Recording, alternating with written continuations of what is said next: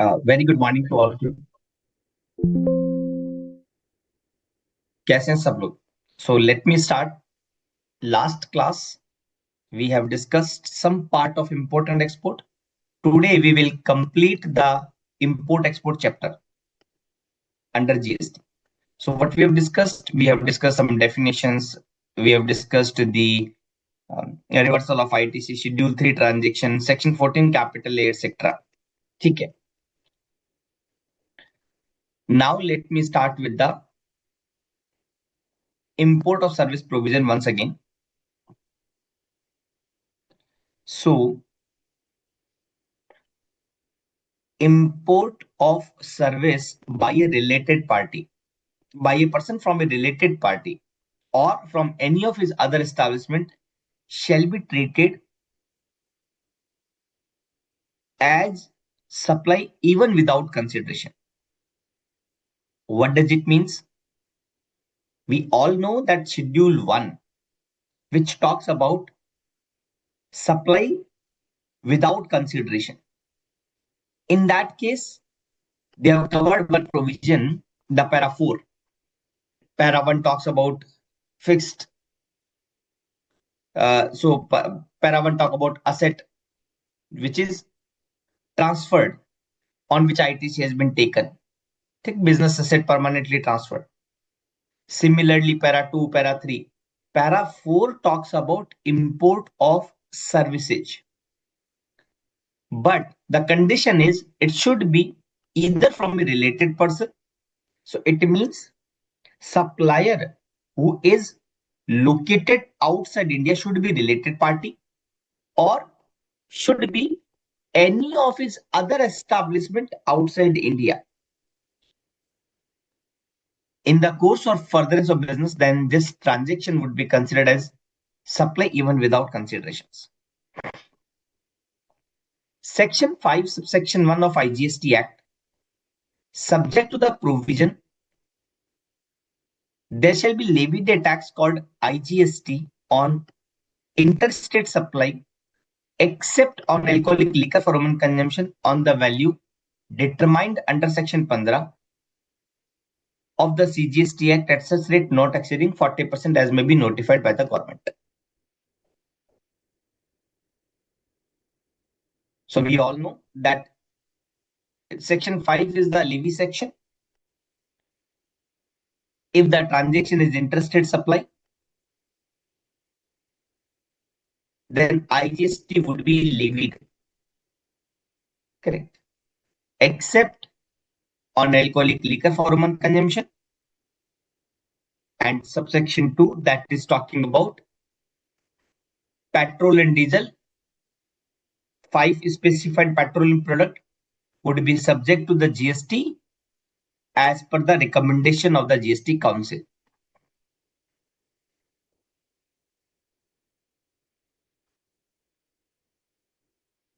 Now RCM 5 subsection 3, government may recommendation on the council by notification specify the categories of the goods or services or both, the tax on which shall be paid under reverse charge basis by the recipient of goods or services or both, and all the provision of this act shall apply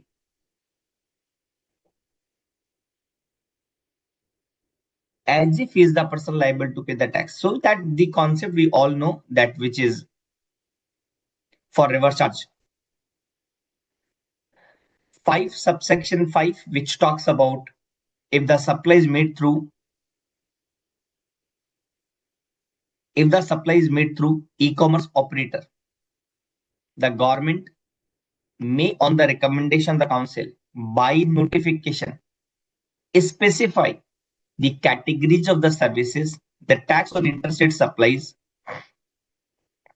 shall be paid by the e-commerce operator if such service are supplied through it. And all the provision of this act shall apply to such e-commerce operator as if he is the supplier liable to pay the tax. So in this case, the mediator, who is e-commerce operator, is considered as deemed a supplier if he is not having the presence in India, in that case, he should appoint a, he should up, the person who is representative of that e-commerce operator for any purpose shall be liable to pay the tax. And further proviso says that if e-commerce operator neither have the physical presence nor have the representative, in that case, what he will do? He will appoint one person in the taxable territory for the purpose of paying the tax. Can you please tell me similar concept we have discussed yesterday also? Can you please highlight me where we have discussed this part?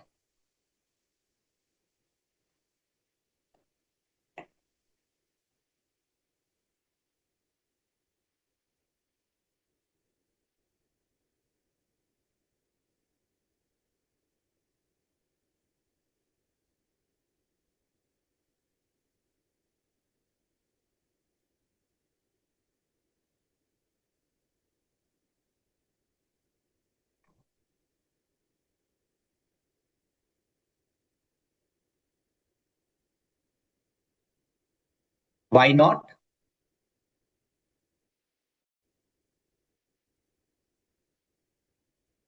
You are requested to compare the similar provision we have discussed yesterday also. Correct. We have discussed this provision in OIDAR and online money gaming, section 14 and section 14 capital A. Absolutely correct. Thank you.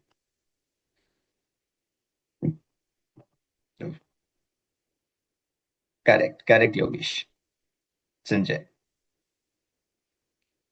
Section 7, subsection 4.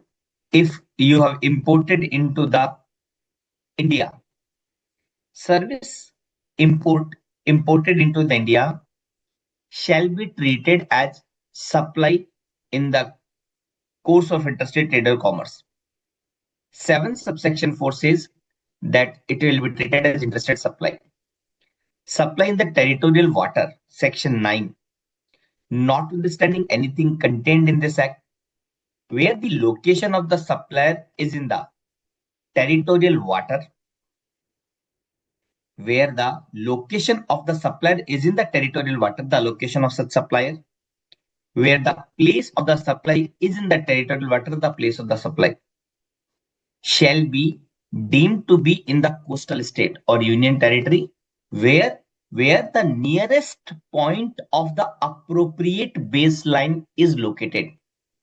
If you are supplying in the territorial water, then it will be treated or it will be deemed to be the coastal state where the nearest point of the baseline is located. Section 13, the place of the supply. Yesterday we have discussed because one party is in India, one party outside India. Therefore, in case of the services, the section 13 would come into the picture. Okay. Yesterday, we have covered section 14 capital A. Now, we are covering the section 14 that is related to the OIDAR. Almost same, but let us read. On supply of the online information database access retrieval services by any person located in the non-taxable territory and received by the non-taxable online recipient. Now tell me, based on your understanding, who is considered as non-taxable online recipient? NTOR. Who is considered as NTOR? Who is not registered? Fully agree, Sanjay. First point, absolutely correct, unregistered person. Who is one more categories? Anyone who is registered, which is also considered as NTOR. Anyone who is registered, which is also considered as NTOR. So fully agree one point that the person who is not registered is considered as NTOR, no doubt. No.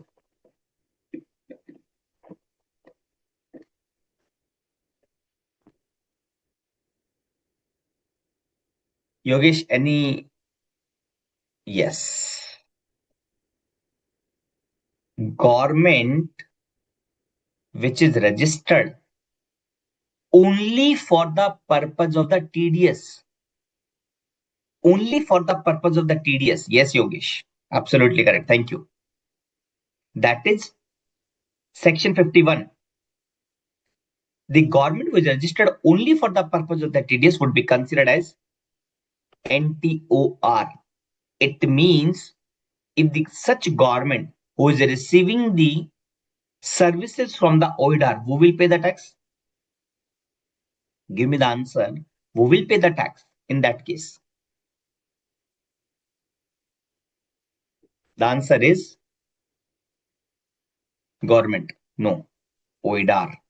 It will be like RCM or it will be like forward charge? Will it be like RCM or will it be like forward charge? Very nice. It will be the forward charge. So, provided that in case of the supply of online information database access retrieval services, in short, we are using the word OIDAR, OIDAR, that we will continue, by any person located in non-taxable territory and received by the NTOR on intermediary located in the NTOR who arrange or facilitate the supply of the service shall be deemed to be the recipient.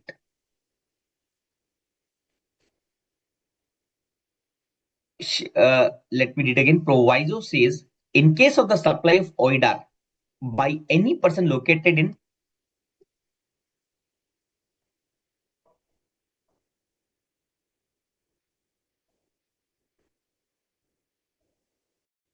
1 minute.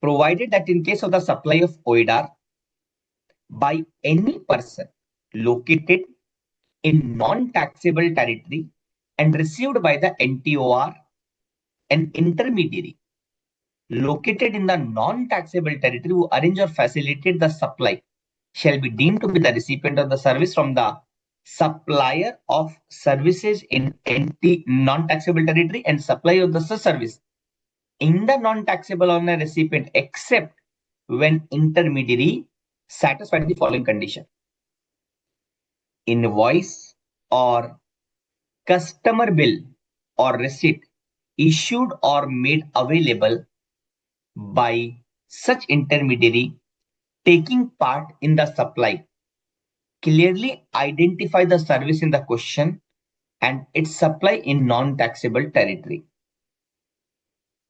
The intermediary involved in the supply does not authorize the charge to the customer or take part in its charge, which is that intermediary neither collect or process the payment in any manner, nor is responsible for the payment between the non-taxable online recipient and the supplier of the service. The intermediary involved in the supply does not authorize delivery, and general terms and conditions are not set by the intermediary involved in the supply, but the supplier of the service. We will discuss in detail once I will reach to the analysis part. Now, that same part we have discussed, that he will take the single registration under the simplified registration scheme to be notified by the government. It, as of now, currently, I'm talking about currently, as of now, the Bangalore location, Bangalore CGST office is fixed for single registration under the simplified registration scheme, meaning thereby all the OIDAR and all the online money gaming are registered in India under the Bangalore CGST office. That's it, only one location. Again, if they do not have the physical presence, then they will, whomsoever is the representative, he would be liable. If does not have the representative, does not have the physical presence, then they will appoint one person.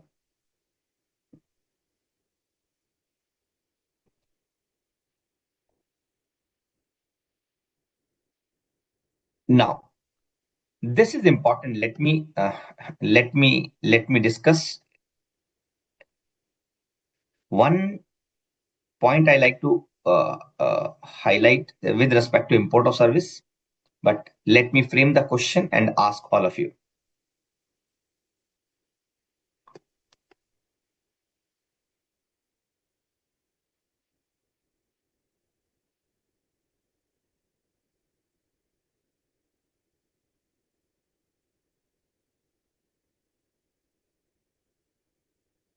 Screen visible, na? Excel sheet is visible.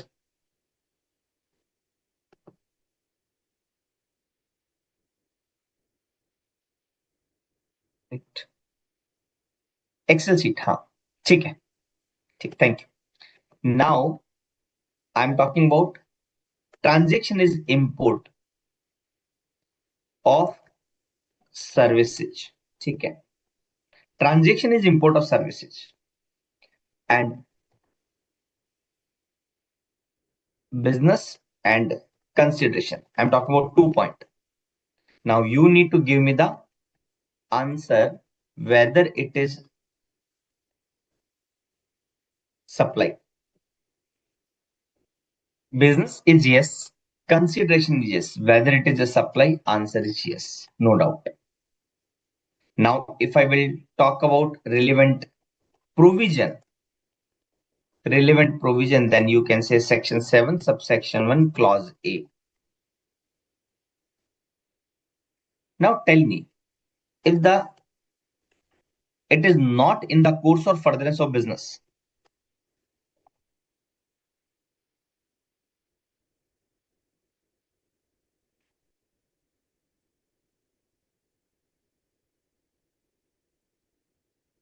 it is not in the course or furtherance of business, but consideration is yes. Will it be supply and relevant provision? Give me the answer.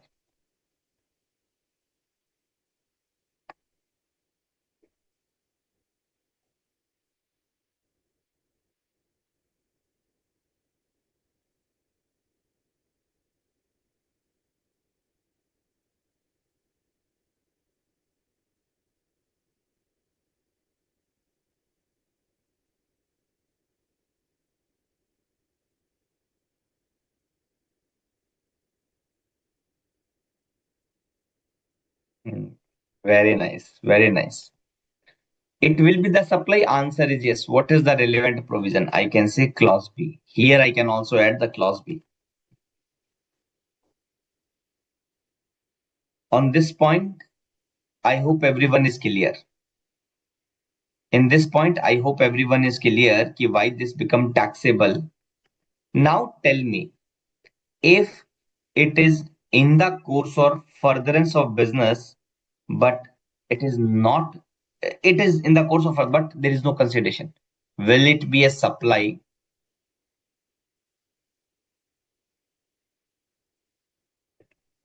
We have discussed this part.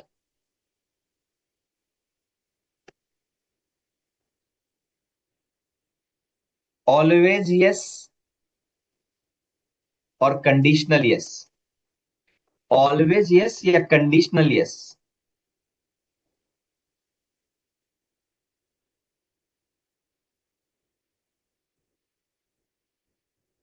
Yes. Answer is conditional yes. What is that condition? The supplier should be related party or other establishment outside India. Correct?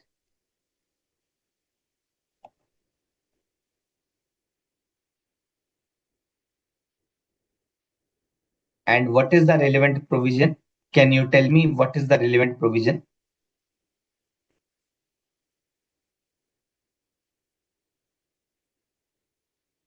What is the relevant provision? Para 4 of Schedule 1. Now, if both are no, will it be supply?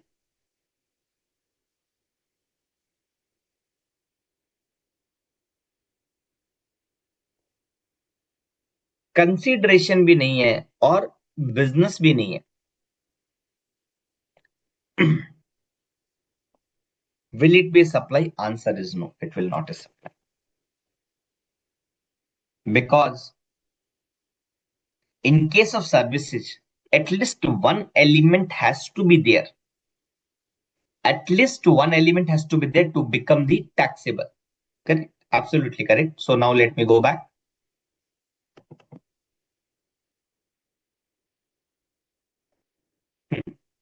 So this chart, I hope, a second. This chart is clear, right? Which chart? Which chart? Which chart? Ha.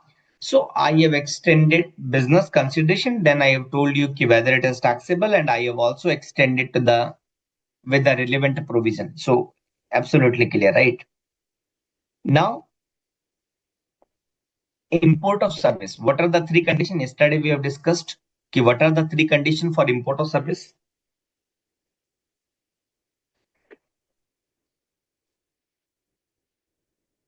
What are the three conditions for import of service?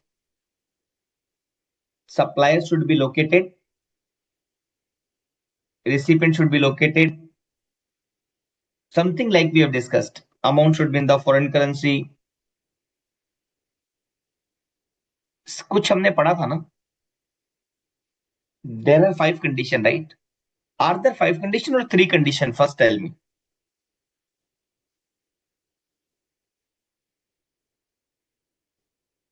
Okay.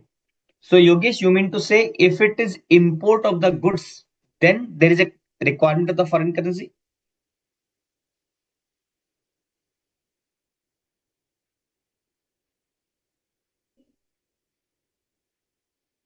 Okay,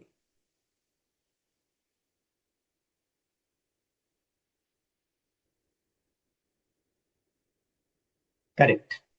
So, there are 3 conditions which we have discussed. The supplier is located outside India, recipient is located in India, and place of the supply is in India. Correct. Now, again going back to the Excel, and let me ask some important point. Let me ask some question. Okay. Now, your answer would be out of the 4. What is the 4? Either it will be export of service or it will be import of service. Yeah, import ex will it either it will be import or it will be export or it will be the domestic or it will be the out of GST. Okay. The answer would be out of the 4. You have to give me the answer. Supplier, recipient, and POS. Assume supplier is located in India, recipient is located outside India, and place of the supplies outside India. Rest all the condition rest. In case of the export, I know that there are 2 more conditions. Assume that these 2 more conditions are also satisfied. What would be your answer?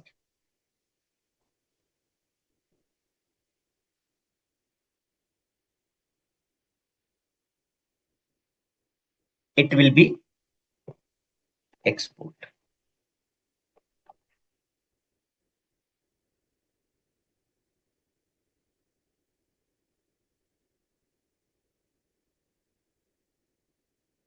What would be your answer?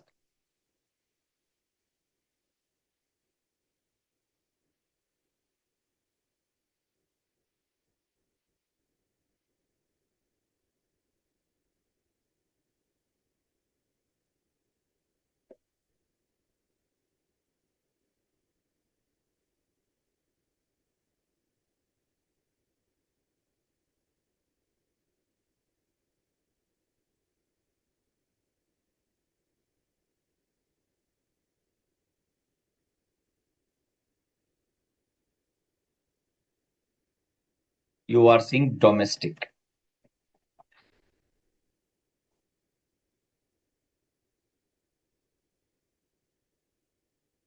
What would be your answer?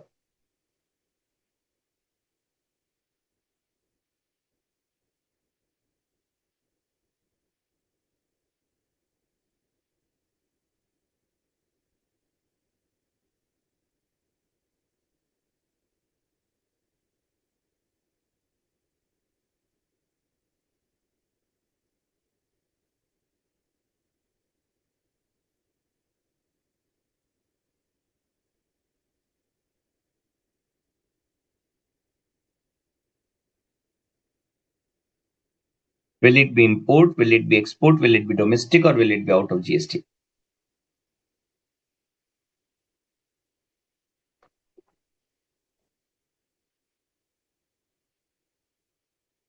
See, supplier and POS both are outside India, then there is no question of GST.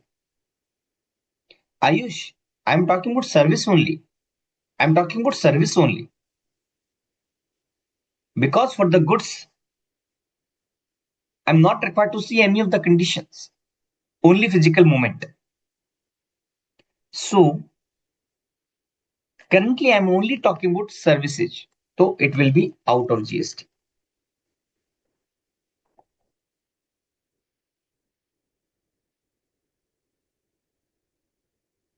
We have covered this one, kya? No, we have not covered.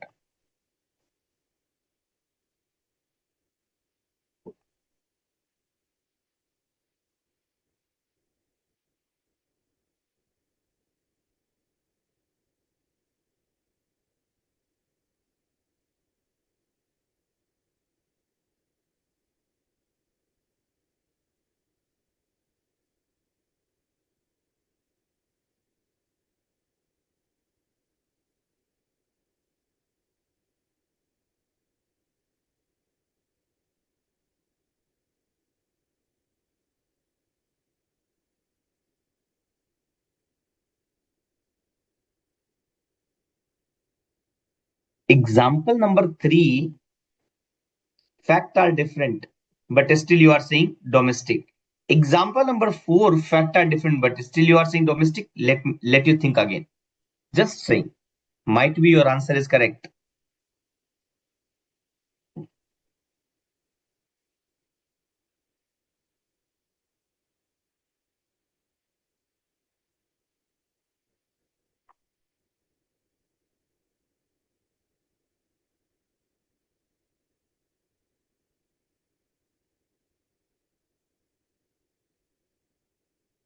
Yogesh, Sanjay. Sanjay has given the answer. Yogesh, Ayush.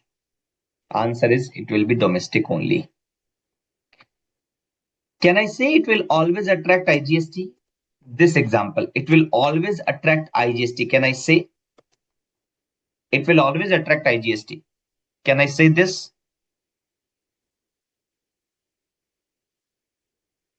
Huh? So you have the POS, right? You have the POS in front of you. I have written the POS.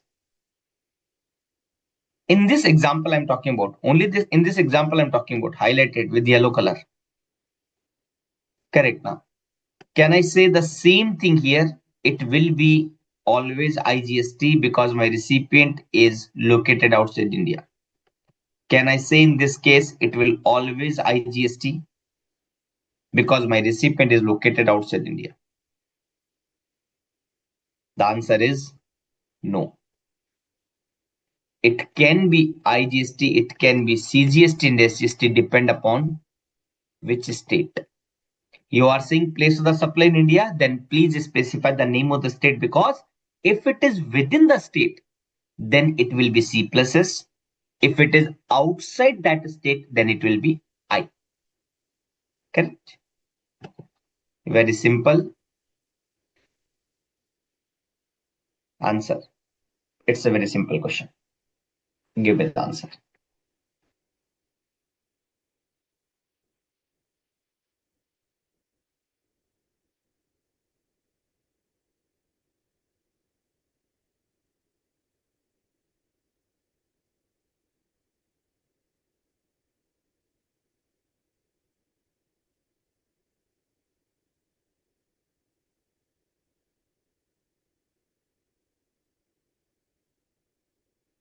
Sorry, I have already covered. I have already covered. I have already covered. Sorry.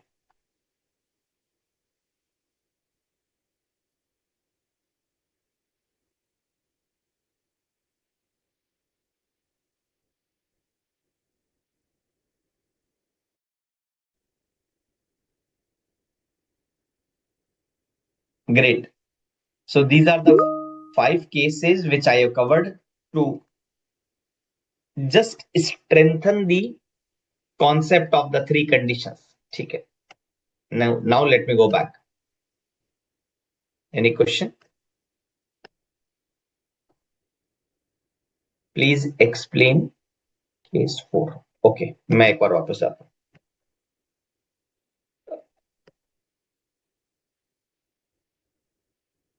Ayush, एक बार confirm करना, यही वाला case जो मैंने highlight किया है, you mean to से this one?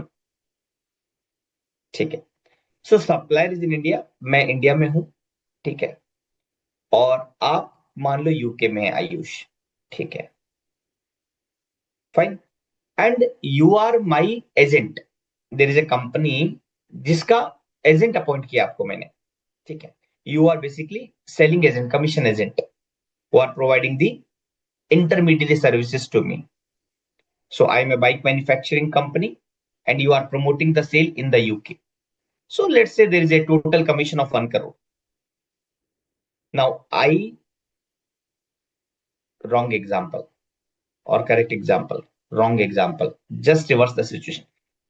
You are the my bike manufacturing company in the UK and you have appointed me as commission agent in India. I am promoting your bike sale in India. Now you tell me out of these two examples, which example will fit for this case? No, I use you can also give the answer, but question Yogesh and everyone, which one is the right answer? मैंने एक में commission agent को बाहर shift किया और एक में commission agent को इंडिया में, तो which one is the correct answer? Agent in India. Absolutely correct yours. तो मैं कहां पे हूं? सो मैं इंडिया में हूं. I am raising the invoice to you for the commission. ठीक है. I am raising the invoice to you commission. 1 crore का कमीशन का इनवॉइस था. सप्लायर कौन है? इंडिया में. रिसिपिएंट कौन है? यूके, जिसको मैं इनवॉइस रेज कर रहा हूं, आयुष. ठीक. And what is the place of the supply? Now if you can recall, as per section 13 subsection 8 clause b of IGST Act, the place of the supply will be the location of supplier. Correct? तो place of the supply will be the location of supplier, जो क्या होगा? That is, let's say Delhi. So I am from Delhi. So supplier कहां पे? दिल्ली में है. Customer कहां पे? यूके, क्योंकि मैं यूके को बिल रेस कर रहा हूं and UK is giving the amount to me. And third is the place of the supply as per section 13 is Delhi. So it will be the domestic transaction and C plus S to be raised. Is it clear? Is it clear? Just allow me 1 minute.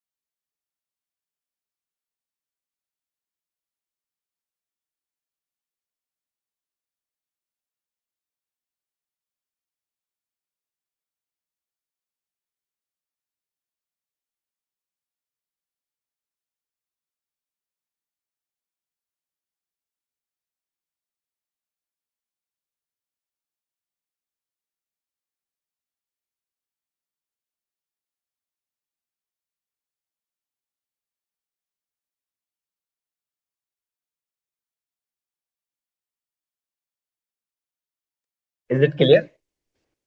ठीक है, आगे बढ़ते हैं. So let's move further. ठीक है.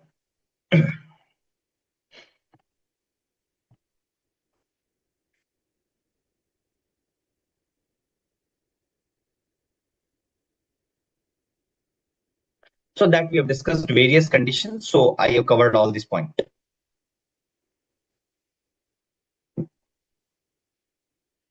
Let's read this theory part. It would be better to read. Only when the location of the supplier is outside India, but the location of the recipient and the place of the supply is in India, it shall be qualified as import. India is the sum of the territory of its state and also include the territorial water and EEZ, exclusive economic zone. India की territory कहां तक है? India की territory में जो इसके border line है, the coastal state, वहां तक तो है ही है, plus it include the territorial water, plus it also include the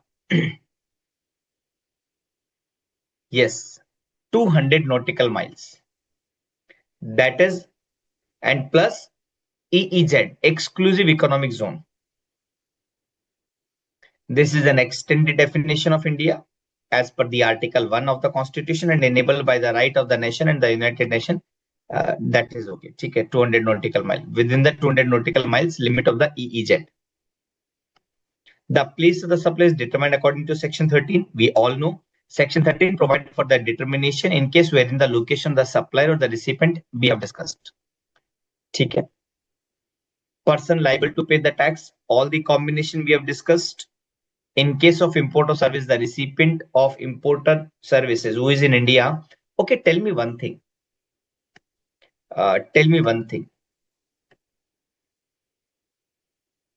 Supplier, a recipient, and you will give the answer who will pay tax. Okay. Supplier is in outside India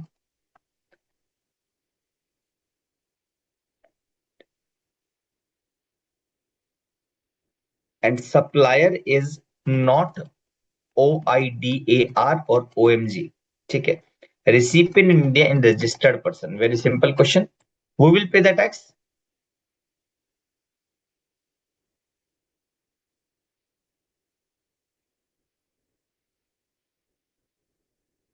Who will pay the tax? The answer is recipient. And that will be, I can say, the under RCA. Okay. Supplier is located outside India. Who will pay the tax in this case?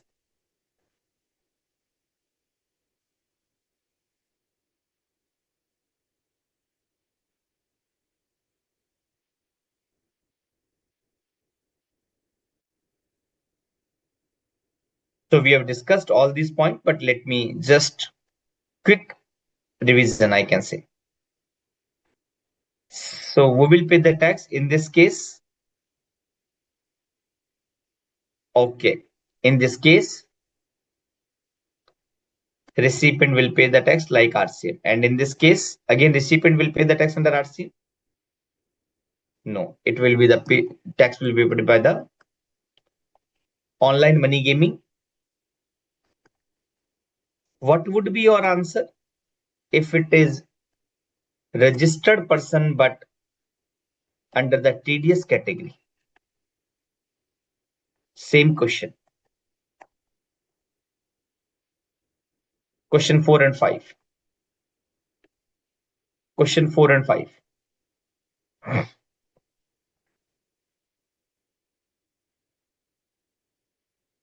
Question 4 and 5. Both are FCM? Both? Whether both will fall under FCM? Answer is yes. It will be under FCM. Here OMG and here OIDAR.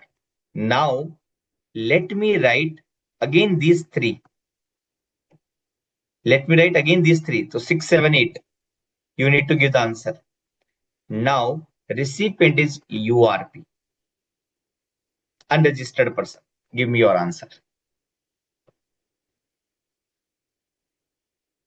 Transaction is of services. It is services, not goods. ठीक है. 6, 7, 8.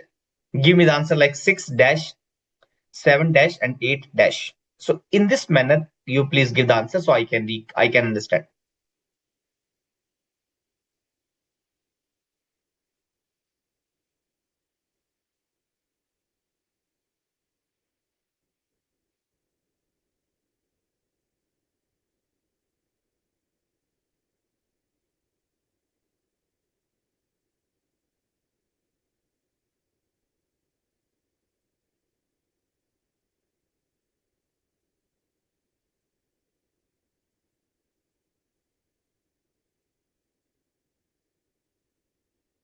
Okay. 7 and 8, I am agreeing with you. 6, how the supplier can pay? How the supplier can pay, sir? Supplier is located outside India. He would be least bothered to pay the tax. I'm saying it is neither OIDAR nor OMG. Apart from these two transactions, who will pay then? It is exempted in GST. You can recall the exemption notification under the IGST in case of services received by other than NTOR. They are talking about two transactions only, and in rest of the cases, the transaction is itself is exempted, so there will be no GST. You can check again exemption notification, and if you have any doubt, we will discuss on the Friday. That clear? Is it okay? Let's move further. Okay, we'll discuss on the, but you will easily get out. So in case of import or service, the recipient will pay the tax that we have discussed, entry number 1. In case of the services supplied by the person located outside India by way of the transportation goods by vessel in India, that is okay. This entry with effect from 1st October 23, this entry has been omitted, so there is no question. So in case of the Mohit Mindal, what has happened finally? I'm asking the, you know the case of Mohit Mindal, Supreme Court?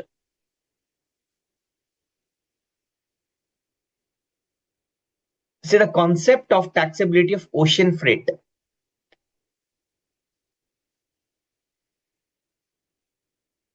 What happened? See, very interesting case. Very interesting case. See, I am Mohit Mindal. Okay. And let's say, Yogesh, you are located outside there. I am purchasing the goods from you. So that is import of the goods. Correct. There is two possibility in case of the import. Either CIF or FOB. Correct. CIF means everything will be included in that. And FOB means you will be responsible only for the value of the goods, and I would ensure the separate arrangement of the shipping and separate arrangement of the insurance. Correct. So in this case, what happened? This person, Mohit Mindal, I, has purchased the goods, Yogesh, from you, and our terms was CIF. It means the cost, insurance, and freight, you will charge single bill. Do I need to make the separate arrangement for freight, for insurance? Answer is no. Now, what happened? This entry, entry number 10, which is finally omitted after this assessment, but you remember this entry number 10. Entry number 10 talks about in case of the CIF. It says that in case of the CIF also, that 10, so there was a notification. Yes, there was a, I can say combined all the provisions. There is a separate provision which talks about in case of the CIF, the value of the freight would be 10%. Say, let's say, Yogesh, our transaction value was 1 crore INR. So it means 10 lakh would be considered as freight, and on 10 lakh, I will pay the tax and the reverse charge. Situation is clear, situation is clear ना, case is clear कि what is the case. Then Mohit Mindal, so I have received the notice that because you have not paid the tax and the reverse charge on the import of service, so I went to the Supreme Court. मतलब I have visited to the High Court, but जो process है ultimately supreme court ने क्या कहा कि ये जो transaction है, this transaction wherein cost of the goods, insurance and freight all are clubbed, and Yogesh is raising the invoice to me, wherein once I will clear the goods at custom, they will charge IGST. This is an example of composite supply. This is an example of composite supply, and section 8 says, section 8 taxability की बात करता है composite की. In case of the composite supply, the tax will be applicable as per the, kindly give the answer. The tax would be applicable as per the principal supply. Very nice, Yogesh. Ayush. तो इसमें cost भी था, insurance भी था, freight भी था, and these are become taxable as per the principal supply which is nothing but the goods. It means the entire combo become taxable and the tax का rate has been determined as per the section 8. Correct. And once the entire combo is taxable and you have taken the tax, you cannot charge the tax again by saying the separate element as import of service. Therefore, Supreme Court has struck down this entry, and finally this entry has been omitted from the law. ठीक है, मैंने थोड़ा crux बताया, आप read कर लेना in detail, या कुछ क्लैरिटी मिला right Yogesh, Sanjay and Ayush? You got the clarity. So basic part is composite see, in this case if you read in detail, okay, so there are various para in which Mohit Minnal has done the argument, but all the argument has been rejected by the Supreme Court. Only one argument has been survived, and based on that, only composite supply concept, based on that the entire judgment goes in favor of Mohit Minnal and against the department. Okay. So hence there cannot be separate levy of the IGST on component of ocean freight. In case of the importation of the OIDAR by a non-taxable online recipient. Yes. एक question है sir. अभी suppose generally मैं किसी को माल बेच रहा हूँ sir, okay, locally, import export नहीं है, मैं लोकली किसी माल बेच रहा हूँ. अब माल में अगर वैल्यू में, तो अभी मैं सपोज फ्राइट करके लिखता हूँ, तो मैंने उससे कॉस्ट ऑफ द गुड्स के साथ साथ फ्राइट भी कलेक्ट किया बिल में, राइट? तो अभी वो फ्राइट के ऊपर भी CGST या SGST what ever it is, IGST वो भी लगेगा, right?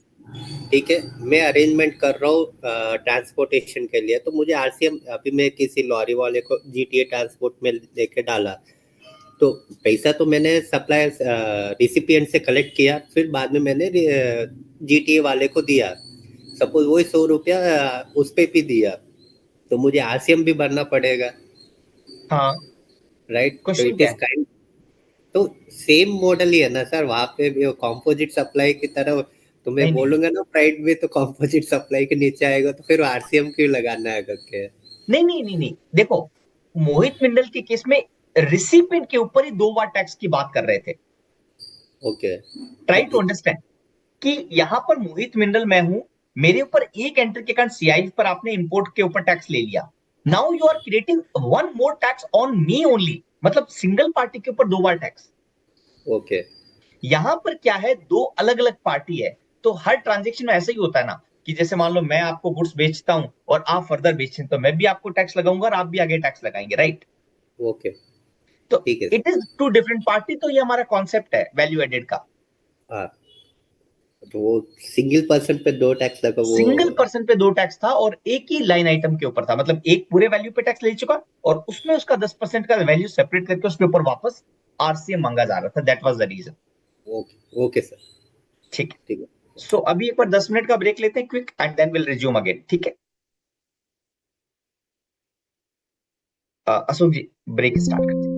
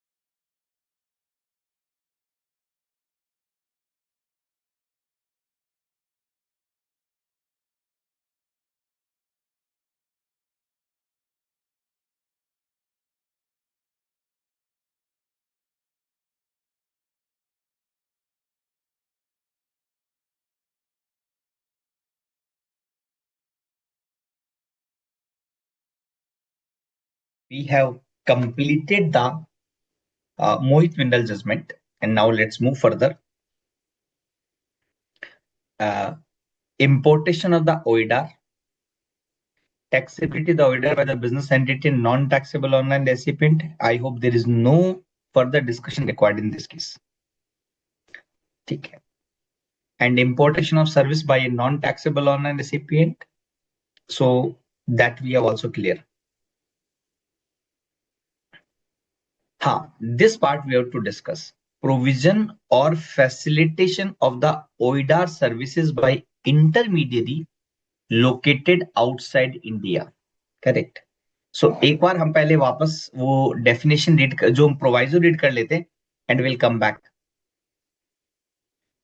So this proviso, let's read once again and then we will come back to that particular discussion. Provided that in case of supply of OIDAR by any person located in non-taxable territory and received by the non-taxable online recipient NTOR, an intermediary located in the non-taxable territory. तो इस बार recipient कौन हो गया? NTOR हो गया, and which is intermediary who is further arranging or facilitating the supply of the services, then this intermediary shall be deemed to be the recipient from the supplier of non-taxable territory and supplies a service to the NTOR.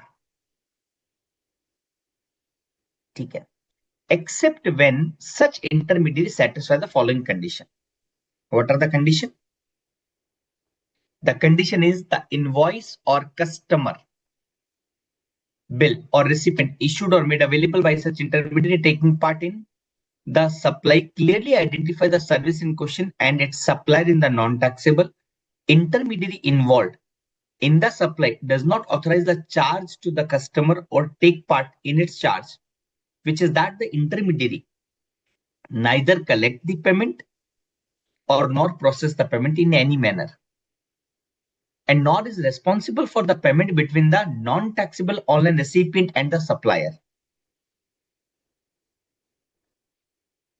Further, it says the intermediary involved in the supply does not authorize delivery, and general terms and conditions of the supplies are not set by the intermediary, but the supplier. So now let's read the analysis. What it says that if the intermediary located outside India arrange or facilitate the supply to a non-taxable online recipient in India, क्या करता है? Arrange करता है या facilitate करता है supply को. The intermediary would be treated as supplier of the said service who must get registered in India and pay the IGST on the supply. ठीक है. लेकिन अगर वो प्रोवाइजो के जो हम एक्सेप्शन में कवर हो जाता है, if the intermediary has nothing to do with the payment or authorize the delivery or setting the terms and condition, and if the invoice clearly identify the service and its supplier, then the responsibility of the registration would remain with the main actual supplier. That is the only part. Shall I proceed further?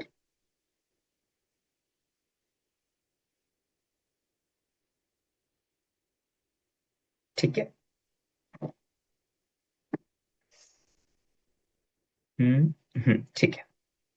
Provision enabling the supplier of the OIDAR located outside India to comply with the responsibility interested under GST law, either supplier or the intermediary.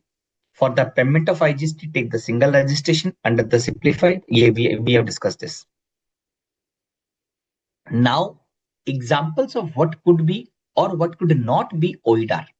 Yes, this is important. It says that services whose delivery is mediated by the information technology and services are impossible in the absence of information technology. These two parts are important. एक तो mediated through internet, मतलब mediated through IT, and it is not possible in the absence of IT. If the two conditions are satisfied, then they have given the example. PDF document automatically email by the provider system. Whether condition A is satisfied. What is the condition A? Service whose delivery is mediated by information technology over the internet. And services are impossible. Condition first satisfied, second satisfied, whether it is OIDAR, answer is yes, it is OIDAR. PDF document automatically downloaded. Same. Stock photograph available for automatic download. Online course consists of the pre-recorded videos and downloaded PDF. Indicative list of the OIDAR. Website supply, web hosting, distance maintenance of the program, and equipment like website hosting, web page hosting, automated online and distance maintenance of the program, remote system, online data warehouse where specific data is stored, online supply, etc. Access or download software, software to block banner advertisement, otherwise known as banner blocker, download driver, online automated installation of the filters, online automated installation of the firewall. Supply the image, accessing or downloading the desktop themes, accessing or downloading photograph or pictorial image, digital content, subscription to the online newspaper, website, online news, online information generated automatically. These music films में क्या है? Accessing or downloading the music onto the computer and the mobile phone. These are the just example which gives the nature बता रहा है, which tells the nature basically of OIDAR, but it is not limited to these particular situations. ठीक है? Like downloading of the games on the computer and the mobile, accessing or downloading the films, accessing automated online gaming, etc. Section 5, subsection 5, an issue is required to pay the IGST on the notified services if these are supplied through its portal. हालांकि we have discussed ECO related transaction in very detailed manner already. Registration in case of the import of goods and import of service. Clear, but let's read. Reverse charge provision does not cover the import of goods. Importer also not listed among the category of the section 24. It may be noted that it is mandatory for the importer who are registered under the GST to quote GSTIN in the bill of entry for the purpose of payment of IGST. But ना तो ये section 24 में cover है और ना ही ये importer को हम माना जाता है कि भाई it is RCM, therefore there is no requirement of compulsory registration. However, in order to take the benefit of the ITC or is making the further supply which is taxable in the GST mandatory registration, in that case he is required to take registration, but खाली import किया है उसके लिए registration compulsory नहीं है. Registration in case of import of exempted item, again same, ये बात करते हैं in case of import of exempted item और section 23 का exemption. In terms of the section 23, person engaged exclusively in the supply of the goods that is either not taxable or are wholly exempted are not required to obtain. In such case, PAN of the importer and exporter would suffice. Custom का एक notification था, they have given the reference. Registration for importer of service. Up section 24(3) because import of service will qualify as 24 subsection 24 clause 3 which talks about the RCM recipient on whose reverse charge is applicable required to take mandatory registration. Now in that case, if the service is not exempted,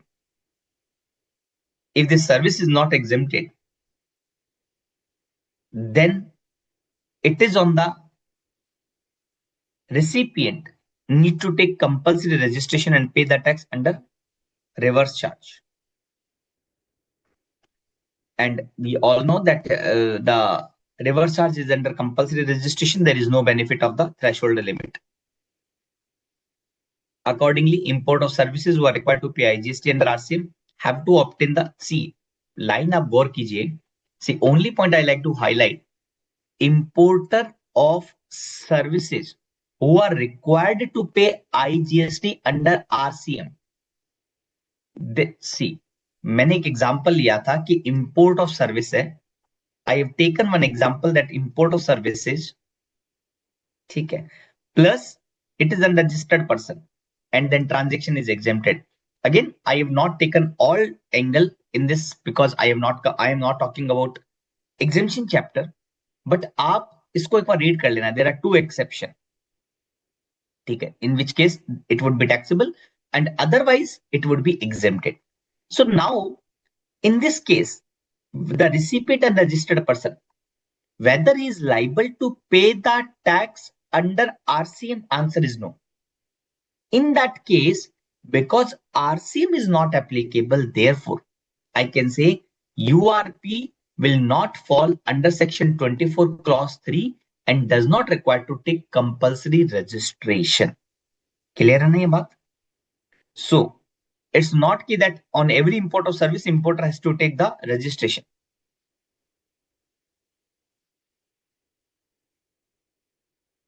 ITC.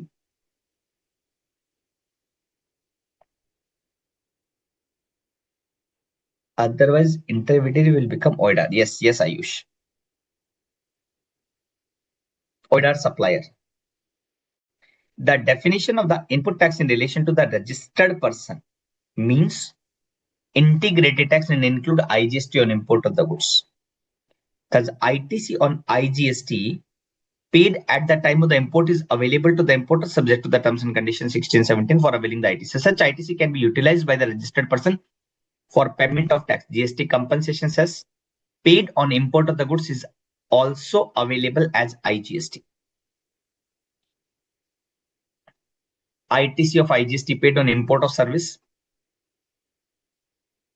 So definition of the input tax in relation to the registered person means integrated tax and include tax payable under RCM. So therefore, IGST paid on import of service is available as ITC at par IGST paid on any other supply. Now we are moving to the export. The three conditions you have already satisfied. You have already conveyed to me, confirmed to me. Can you tell me there are two more conditions for export of service? There are two more conditions for export of service. One is related to some payment and one is related to some relation as distinct person. एक बार मुझे थोड़ा सा detail में can you please elaborate और can you please confirm in the chat कि what are the two more condition which is left not discussed. Export of service.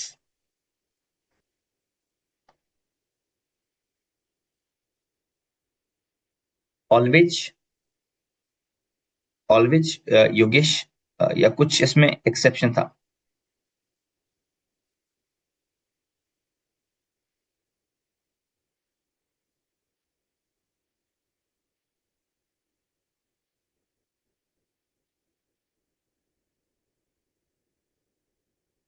First था foreign currency. It can come in INR. Can it come in INR? Can it come in INR? Yes. If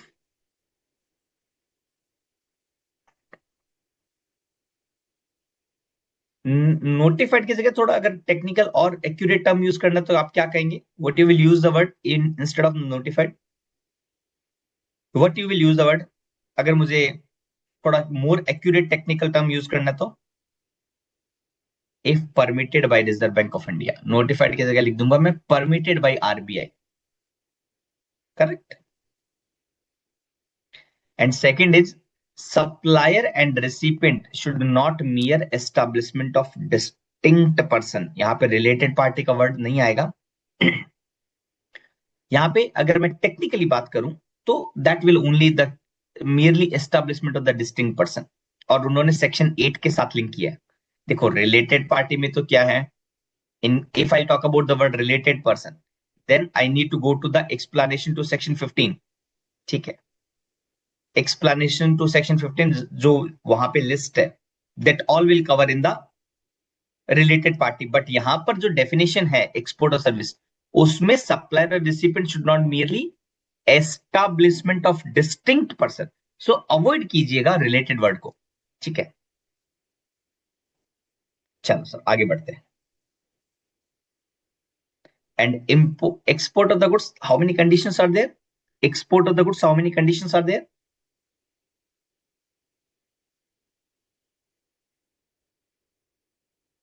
Export of the goods, how many conditions are there? Only one. Only one. Only one. Only one condition. What is that? Export of the goods, only one conditions are there. And what is that? Export of the goods, कितनी conditions है? Only one condition. What is that?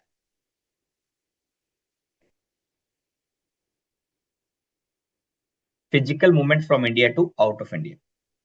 And vice versa, import of the goods, only one condition, that physical movement from outside India to India. ठीक है.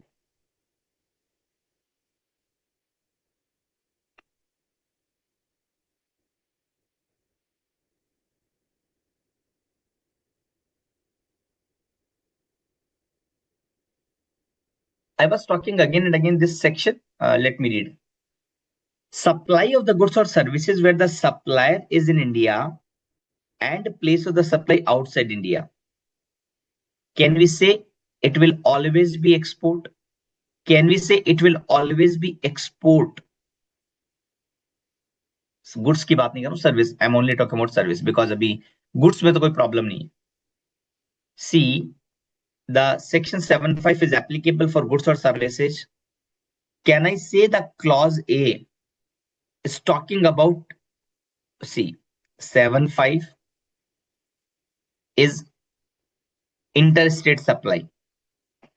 So they are saying if the supplier is in India, place of the supply outside India, then it is interstate supply, that we all know. And IGST would believe it. So does it mean that it will always be export, clause A?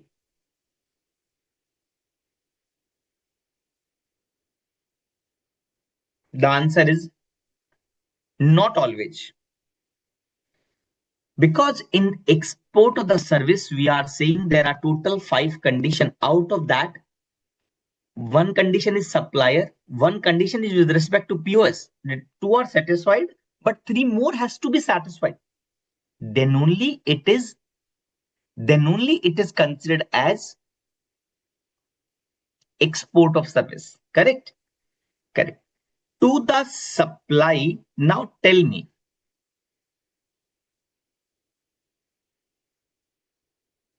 should it be for authorized operation or it include not for AO as well? एक बार मुझे read करके बताइए कि whether clause B is only covering authorized operation or it cover not for authorized operation also. Just read and the purpose of the 7.5, then give me the answer.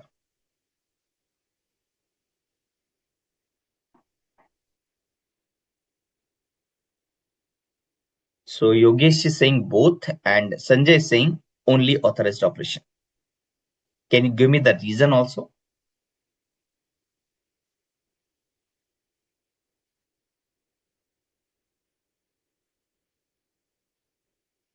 Correct. What we are reading, where we are reading the definition of the zero rated supplies or are we reading the interstate supply? हम लोग क्या बात कर रहे हैं? Are we talking about zero rated supplies? Yeah, are we talking about interstate supply? Interstate supply. For zero rated, it is a condition. It should be for AO only. But for interstate, there is no condition.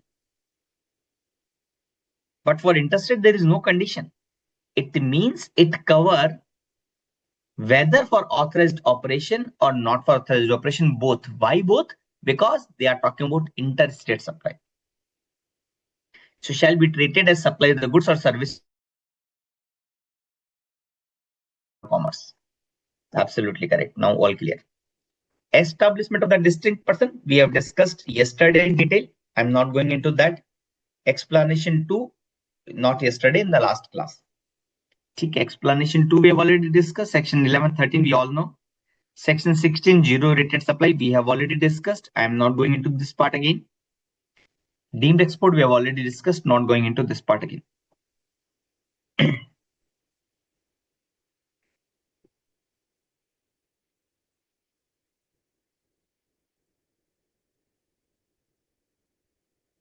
How does zero rated work? The concept of zero rating of outward supply requires the outward supply as well as input and input service used in supplying the free of the GST. This is done by the following means. So you should read these 2 points. Outward supply which is zero rated can be made without payment of IGST under bond or letter of undertaking. Quickly give me the answer. In which case LUT will not work. In which case LUT will not work. Compulsory it will be under bond.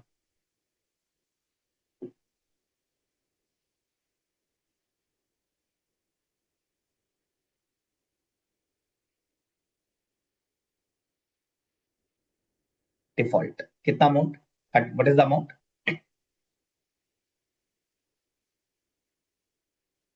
2.5 crore. More than 250 lakhs. Correct.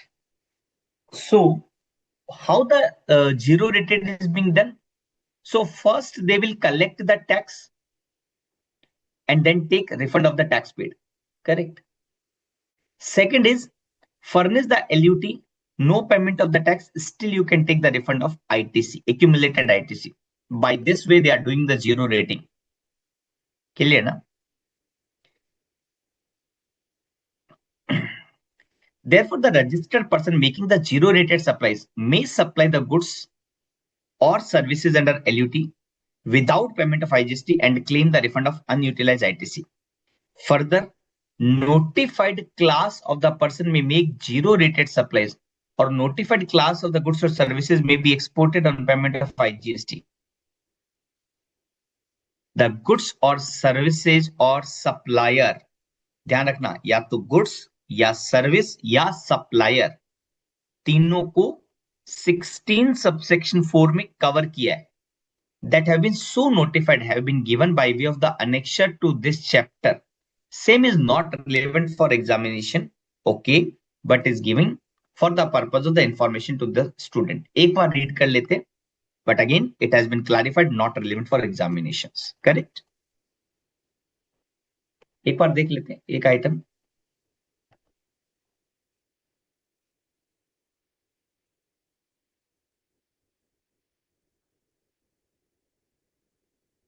As discussed in the chapter 16 subsection 4, registered person making zero rated supplies may supply the goods or services without payment of IGST and claim the refund.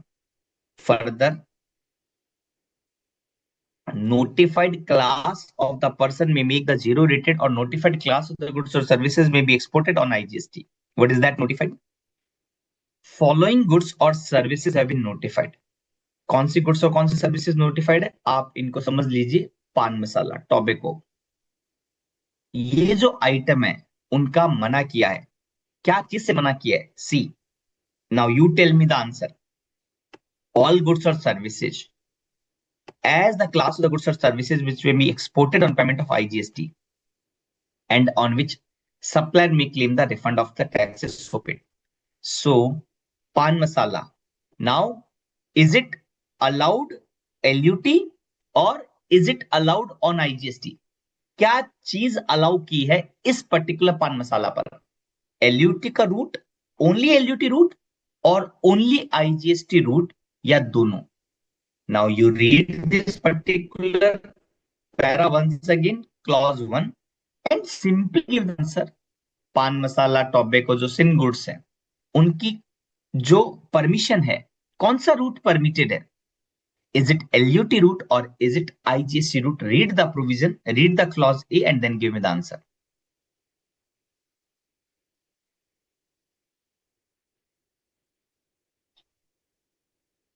IGST route is permitted or LUT route is permitted?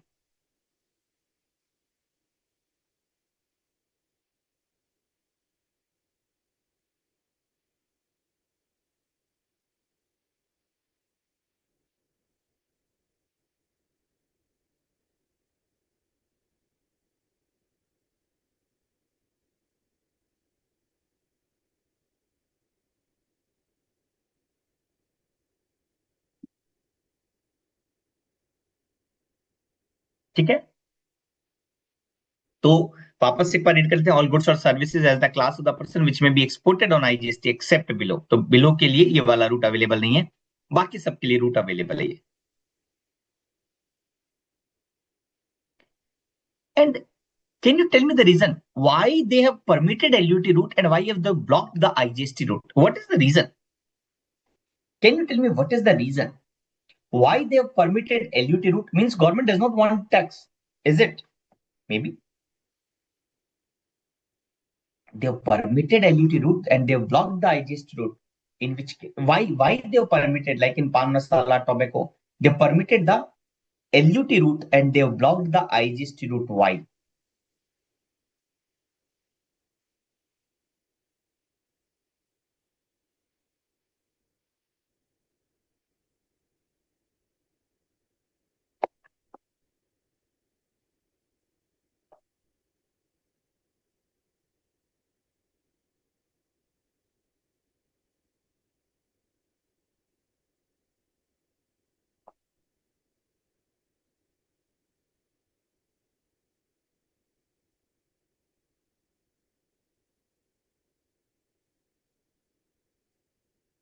These are not good for health. But see, Yogesh, still they have not blocked the supply. They are saying you can do the supply. Only LUT route is allowed, but IGST route is not allowed. तो health के लिए good नहीं है, तो इसका कोई और कारण है, ये कारण तो नहीं हो सकता. अगर सपोज कर कोई बैन होता तो then I do agree with you कि चल यार ये गुड्स हेल्थ के लिए अच्छे नहीं है, और हमें तो क्या मतलब, it is we are talking about export.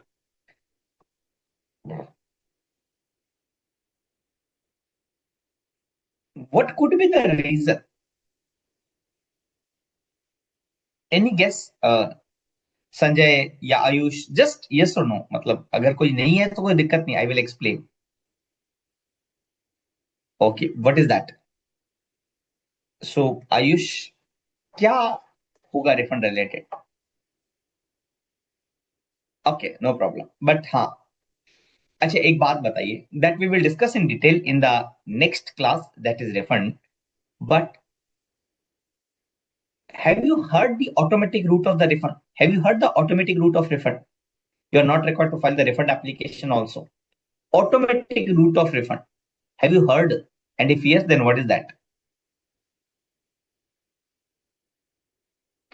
Okay, no problem. See, one route is automatic. It means no officer will check your document. No officer will check your document. That is कौन सा root है? On IGST export of the goods. If I'm exporting the goods, if I am exporting the goods on payment of IGST, and once I file my GST R1 table 6A and shipping bill is being furnished by the shipping line company in the ICE gate, and if both match to each other, then directly amount will come in my bank. It is automatic. Now, because these goods are high duty evasion, matlab it is observed in the market that pan masala, tobacco, etc.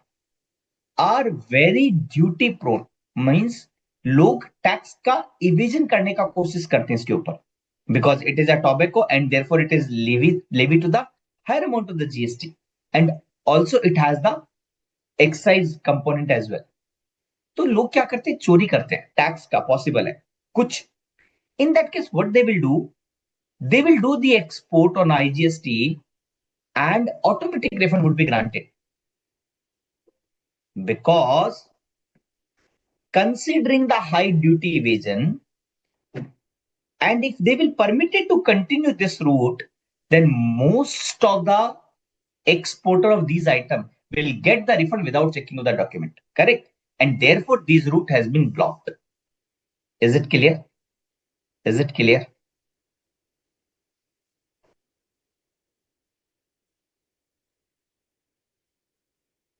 ठीक है ना.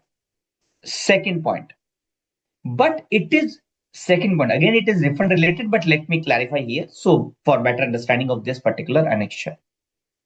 Again, if I talk about the supply to the SEZ for authorized operation on payment of IGST. Again, supplying to the SEZ on payment of IGST for authorized operation. Is it a zero rated supply or not? Just confirm. Is it a zero rated or not? It is zero rated. But like export of goods on IGST, which was automatic route, but supply to SEZ is not automatic route, not automatic. Meaning thereby कि in case of the SEZ, you always need to file the refund application, which will be under, which will be checked by the officer. So it is not automatic route. We'll discuss in detail. See, I have not covered all the angle. We'll discuss the all angle in the next chapter. So therefore, initially when this notification was issued, they have not covered such. They have not covered such. And later on, they have amended this notification by 5/23 on this date. They have added the clause 2 also. Okay. Purpose is clear, but again, you are not required to read for examination purpose. That is okay. But I've explained hookah, gutka, everything. Chillam, water pipe, smoking mixture, smoking tobacco, chewing tobacco, filter kenny, jarda, tobacco. These all items. Okay.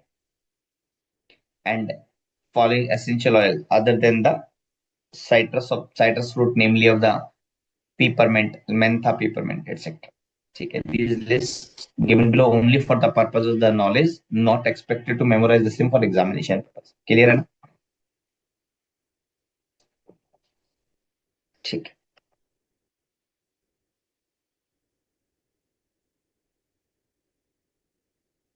So fine. So let me move further. Circular 1, that is of custom. It talks about that the provision of section 16 relating to zero rated will always apply to the GST compensation cess also. Hence, exporter can claim the refund of the GST compensation cess paid on the goods exported by him in case of the notified class of the person making zero rated supply or export of the notified class of the goods. Second, GST compensation will not be charged on goods exported under bond or LUT, and he will be eligible for refund relating to the export. ये बात हम refund के chapter में discuss करेंगे. See, normally what happen if you have purchased certain goods which require the cess, so you have paid the cess, but your outward supply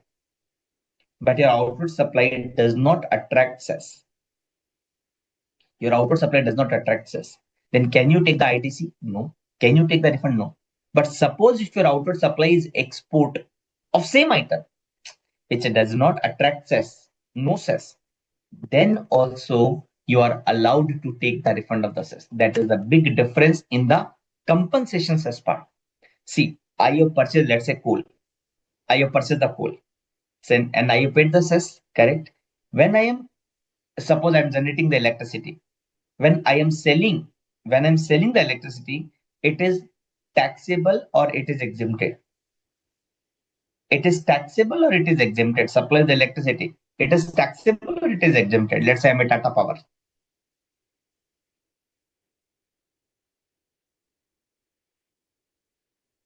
Sanjay, absolutely correct. They have to pay the IGST first and then take the refund. In which case you mean to say cess के case में?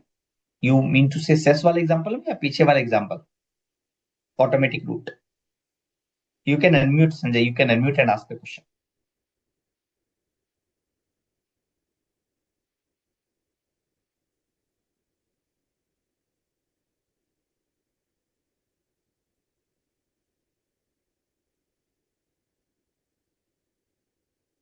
So electricity is exempted. So when I'm supplying the electricity, for the notified goods, pan masala, etc., they have to pay GST. No, no, no, no. This route is blocked, na. See, for notified goods like pan masala, etc., they have blocked the IGST route. So compulsory it will be under LUT. And then to take the refund of accumulated ITC, they have to file the RFD1 refund application. So which the officer check and then sanction. Okay. So in the case of compensation cess, what will happen if I am supplying the electricity within India, which is exempted? Can I take the ITC of the cess or can I take the refund of the cess? Answer is both no. Because if your outward supply is exempted, we have already discussed in 17 subsection 2 that if your outward supply is exempted, you can't take the refund. You can't take the refund, correct? So therefore, I am not entitled to take the ITC. No refund का question will arise. ठीक है, अभी मैं सिर्फ ITC की बात कर रहा हूँ. ठीक है, 17.2 कहता है. लेकिन सपोज यही इलेक्ट्रिसिटी मैं आउट ऑफ इंडिया दे रहा हूँ. The same electricity I'm giving to out of India. Is it export? Answer is yes, it is export. Because it is export and which is considered as taxable supply in the 17.2. Recall the 17.2. It includes zero rated supply. Once it is become export and 16.2 of IGST, which we have discussed yesterday, I can take the ITC and subsequently I can take the refund. So, but in more detail, we will discuss in the refund chapter.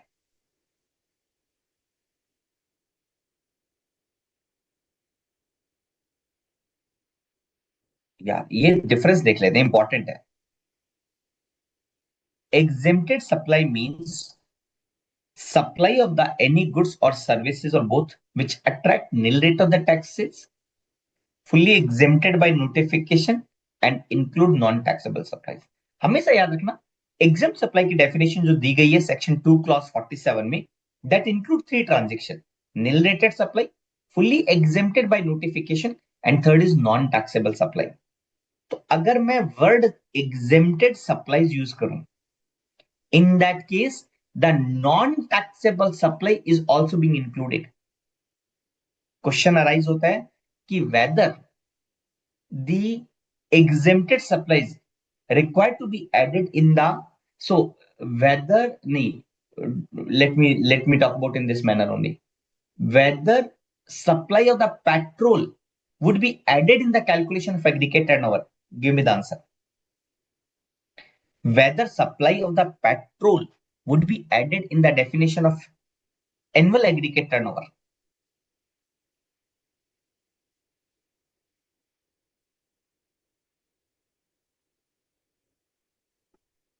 Why?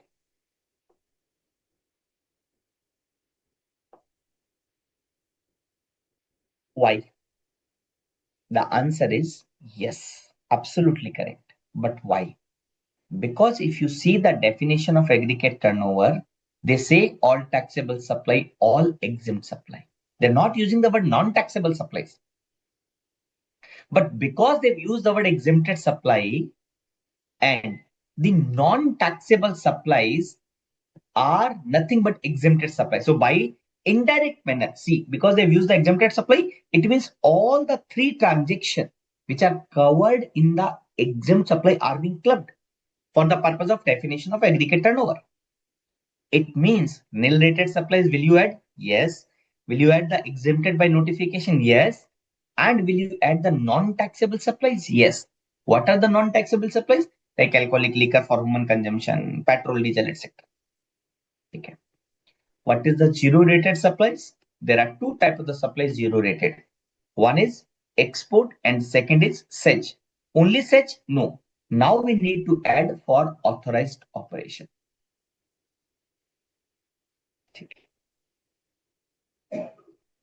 No tax on outward exempted supplies. However, the ITC, however, the input supply used for making exempted supply to be taxed. It means if my outward supply is exempted, like I have given the example of electricity, my outward supply is exempted, but when I am purchasing the goods or services, Will that also be tax free? No, that will be taxable. Suppose I have purchased the coal, I have purchased the machine, I have purchased the raw material. In that case, all these items would attract the tax. So outward supply is not taxable. I am not required to pay the tax, but yes, inward supply will liable to be respective tax. But in case of zero rated, no tax on outward supplies. Same input supply which attract the tax will also get nullified. How? Because when I'm exporting, even if it is exempted, I will be entitled to take ITC, and this ITC which is accumulated, I can take the refund. Correct. So credit of input tax need to be reversed if taken. Yes, credit of input tax may be availed even if it is an exempt supply. Where it is written? Can you tell me where it is written? I have discussed 2-3 times. Now let me ask the question कि मैं ITC ले सकता हूं for zero rated supplies even if it is exempted item. Where it is written?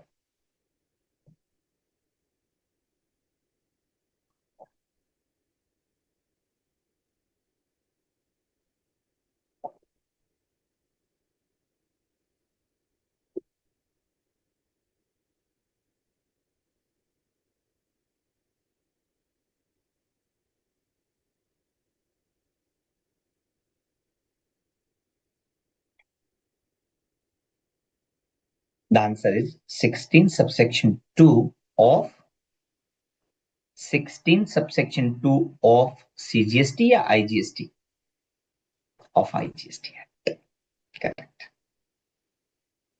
And credit of the input tax which I have credit of input tax need to be reversed if taken. Where it is written? Where this particular requirement is? ये requirement कहाँ से arise होती है? I need to reverse the ITC.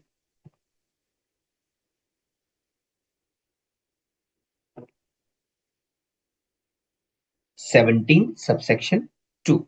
Correct. Value of the exempted supply for apportionment of the ITC shall include the supplies on which recipient is liable to pay the tax on reverse charge, transaction in securities, sale of land, sale of building, etc. ठीक है ना?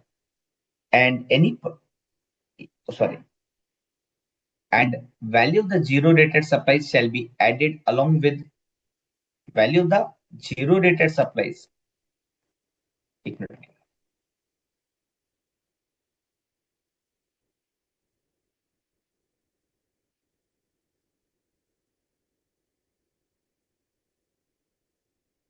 Value of the zero rated supplies shall be added along with the taxable supplies for apportionment of ITC. Again, same where at same place it is written. What is that?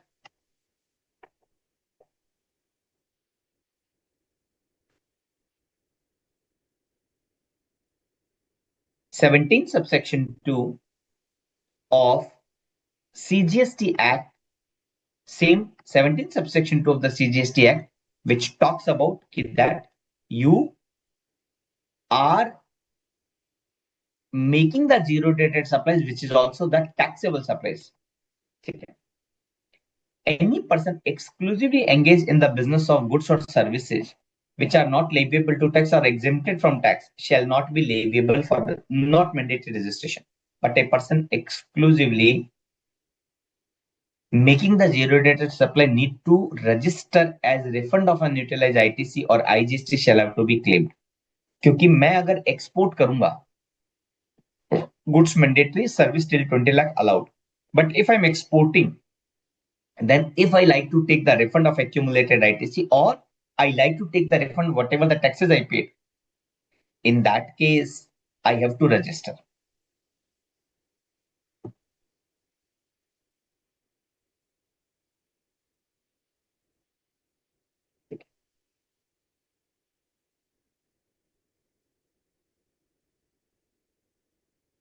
Any doubt? This part is okay na? Ki exporter of goods is mandatory and exporter of service can enjoy the benefit of 20 lakhs. Exporter of goods is mandatory and exporter of service can enjoy the 20 lakhs. इसमें कोई confusion नहीं है, right? There is no confusion in this part.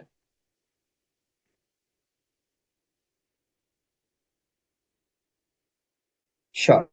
See, Ayush, export of service. Is it interstate supply? Answer is interstate supply. In case of interstate supply, the benefit of the 20 lakhs would be available. So if I'm exporter of service, can I take the benefit of 20 lakh? Answer is yes, you can. But if I see, for example, if I'm exporting of the services, and suppose I have taken the some goods on which IGST or CGST, SGST, I have paid the taxes. Can I take the refund of that taxes? Answer is no. Answer is no, because I have to take the refund. For that purpose, I have to register in the GST.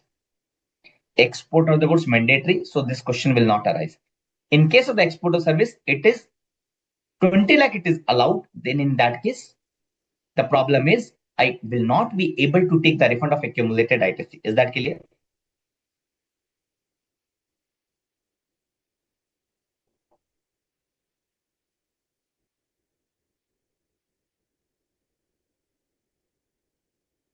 A registered person supplying exempted items shall issue the bill of supply. But in case of the zero rated, because zero rated supplies, the normal invoice will be issued. Correct. Export of the goods, physical export. Yes.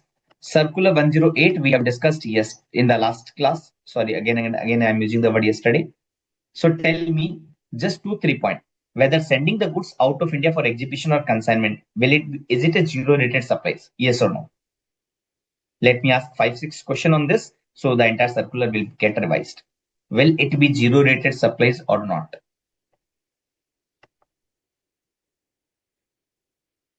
Answer is no. It is not a supply at all. Therefore, the question of zero rated will not come. Why it is not a supply? What the circular is clarified. Ki why it is not a supply. Circular ने क्यों कहा कि ये supply नहीं है? What argument or discussion has happened in that circular ki why that it is not a supply? Yes, because if there is no consideration, then it is not a supply except which schedule? It is not a supply except which schedule? Schedule 1. They are saying कि अगर schedule 1 में cover है तो ठीक बात है, it will be taxable, otherwise it will not be taxable because it is not covered. So therefore it is not a supply, and because it is not a supply, or it is, therefore it is a zero rated supply. It is, sorry, therefore it is not a zero rated supply. ठीक है. Second, in which document I will use to send the goods on exhibition or consignment for export? Which document I will prepare? It will be based on the delivery challan. What is that? So they have discussed कि it is not a supply, but what is that? So इस transaction को उन्होंने कुछ नाम दिया. What is that name? They have given this transaction something. They have told कि sales on something like that. It is like sales on approval. It is like sales on approval. And what is the time limit after which it will be considered as supply? 6 months. 6 months, right? And then when we are sending the goods to out of India, do I need to prepare some annexure for the purpose of custom also? Do I need to prepare some annexure? Whether that format has been given in the circular? Whether the format has been given in the circular? Answer is yes.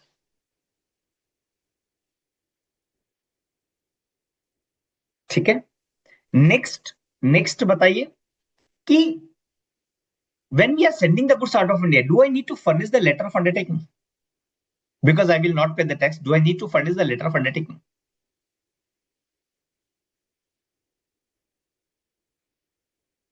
Do I need to furnish the letter of undertaking? No. After the expiry of the 6 months, suppose goods does not come back and also it is not being sold, then what will happen?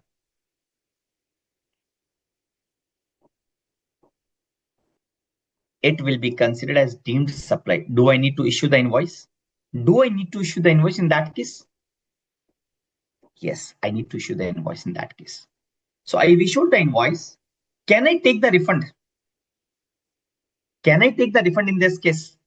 Answer is yes, but refund related provision with respect to ITC, accumulated ITC, IGST paid, that we will discuss in the next chapter. Correct. Thank you so much. Very, very nicely answered.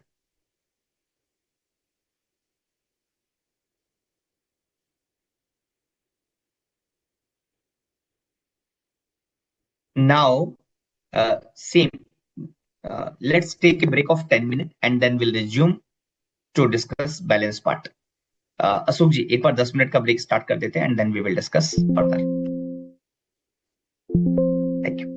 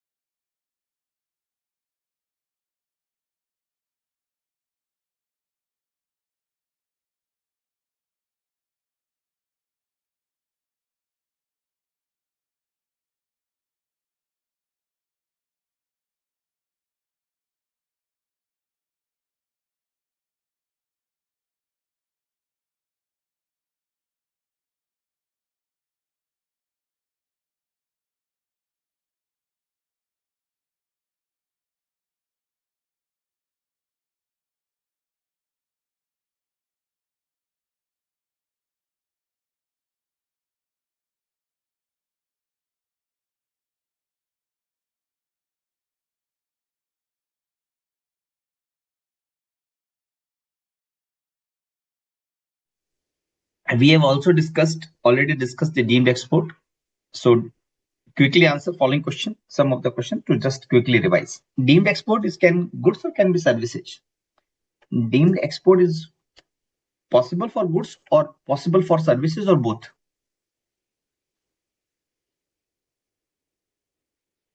Invoice to whom? Ayush आप I think इसकी बात कर रहे हैं, deemed supply की बात कर रहे हैं, right?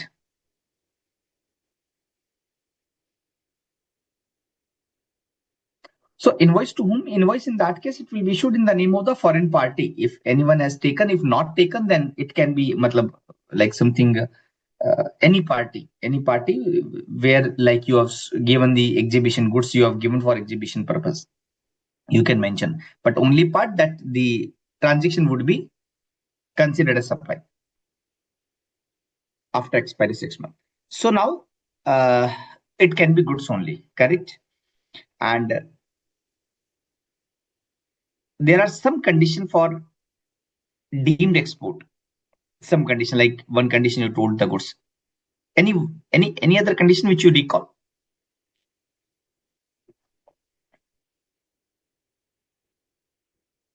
And further, it should be only for transactions which are considered as deemed export. So that I will discuss the next question. But before that, tell me the conditions with respect to deemed export. कौन सी condition deemed export के regard?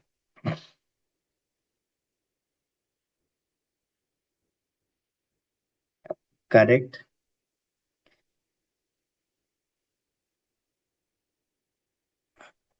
No mandatory requirement of the foreign currency. Correct. Okay Sanjay, आपने मुझे आगे वाले question का answer दे दिया, ठीक. The goods does not leave India. It should be notified goods. It should be manufactured in India, and there is no requirement of the foreign currency. It can come in INR, it can come in foreign currency, no problem. Will the LUT route is available for the deemed export?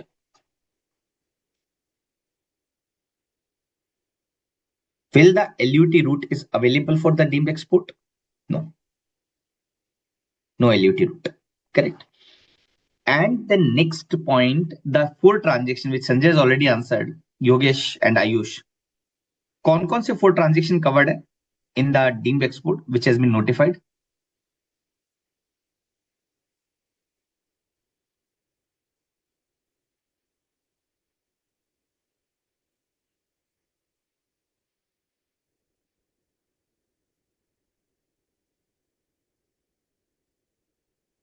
Advance authorization, EPCG, EOU, supply the gold by bank और PSU. ठीक है, against advance authorization. ठीक है, ठीक है. So now next point, deemed export we have already completely covered. ठीक है ना? Now the taxability of the deemed export we have already discussed. Merchant export. What is the merchant exports? The tax rate on the merchant export supplied to the merchant exporter. The tax rate on the supply to the merchant exporter. Next point which we are doing the revision. Supply to the merchant exporter is taxable at 0.1%.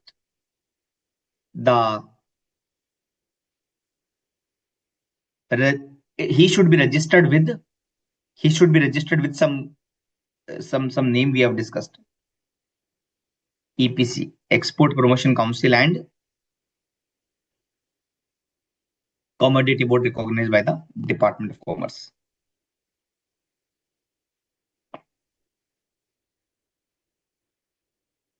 The registered supplier, the registered recipient shall be registered with the Export Promotion Council. ठीक है, Export Promotion Council. ठीक है. और next point मेरा क्या था कि कितने दिनों में एक्सपोर्ट हो जाना चाहिए? How many days the goods should be exported? What is the time limit to do the export? Within how many days? Within 90 days. Is it allowed only for trader or manufacturer is also allowed?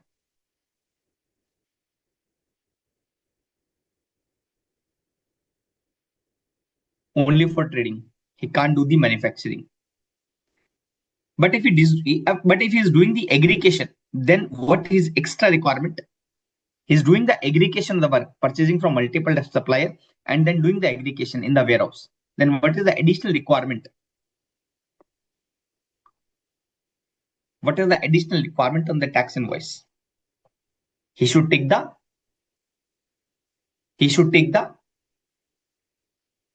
on the tax invoice. Take the acknowledgement from the warehouse operator. Take the acknowledgement from the warehouse operator endorsement. Correct? Right.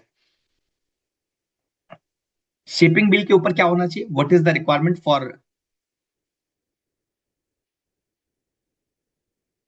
shipping bill? What is the requirement for adding some details in the shipping bill? That is GST number and invoice number. Absolutely correct. I can say the two documents need to be submitted to the jurisdictional officer. Can you tell me the name of the two documents which need to be submitted to the jurisdictional officer?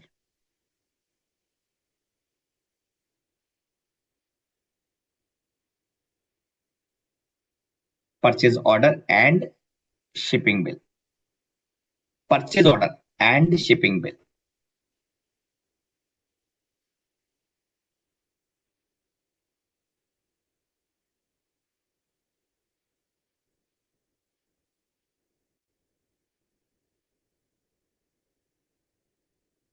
वो तो हमने सारे cover कर लिए, right correct, ठीक है. Export और service 5 condition हमें मालूम है.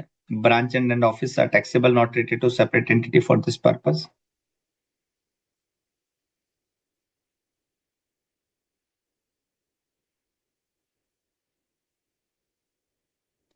ठीक है.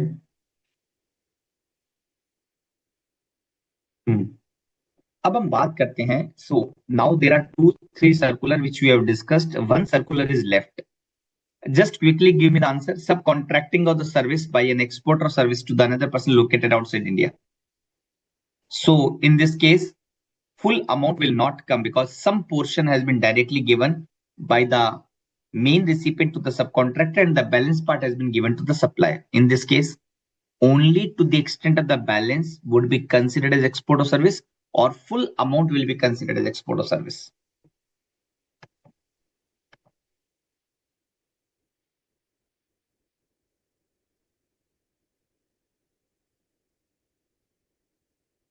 So certain part of the consideration not received by the exporter, what will be the treatment of that said portion in the hand of the exporter? Full amount will be treated as export of service. Any condition? Any condition?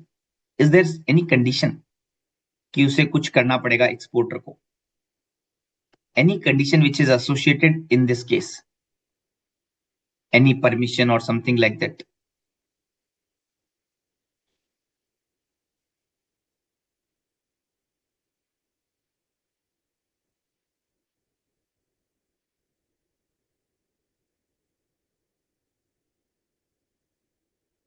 RBI से permission लेना पड़ेगा ना कि that this portion will not come in India, it will be retained outside India. General or special permission. RBI by general instruction or by specific approval has allowed that part of the consideration for such export can be retained outside India. अच्छा एक है ना पुरान, just 1 minute है ना, एक circular का reference था आई थिंक मर्चेंट एक्सपोर्ट में, डीम्ड एक्सपोर्ट में, that will be discussed.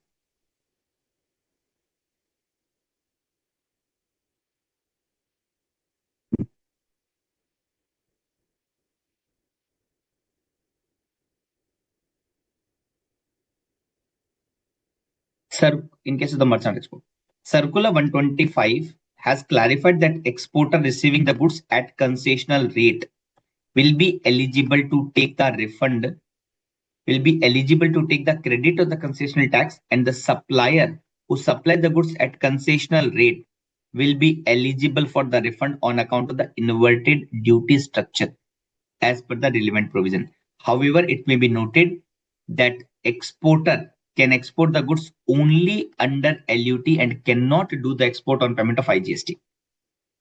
So ये एक एडिशनल है, वो बात हम कर लेंगे, ठीक है ना.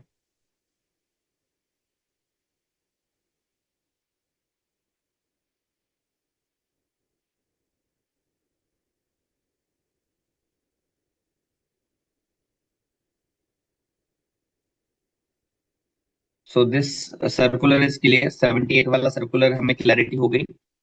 And now this also clear. Just quickly tell me 2-3 question. कि if I have the branch office, then I am sending the invoice. I am exporting the services to my head office. Will it be export of service? Why? Why? Because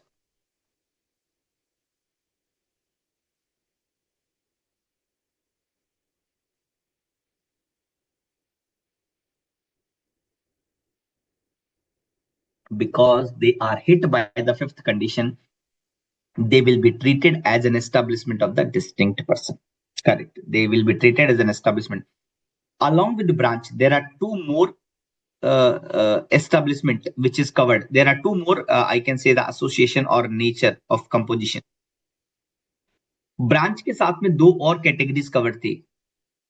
branch और if my establishment is in the branch or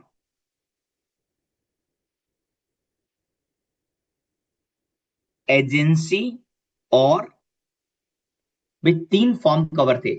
3 forms of the business. Branch के रूप में या agency के रूप में या last one क्या था? Representation office. Then in that case it will be considered as establishment of the distinct person and the transaction between them will not be export. Circular 161 ने क्लैरिफाई किया कि इस पर्टिकुलर फॉर्म में अगर आप मतलब what should be the nature of the composition, कैसे अगर मेरा बिजनेस का एस्टेब्लिशमेंट हो, in that case it will be treated as export of service. In which case it will be treated as export of service. Incorporated as per the law of India and as per the law outside India. जो भी law है India में covered है. Example they've given like subsidiary company to the holding company. It will be export.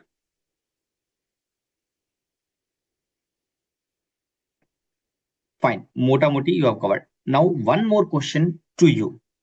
If the branch or the agency or the representational office taking certain services from head office located in London, will it be import of service or not?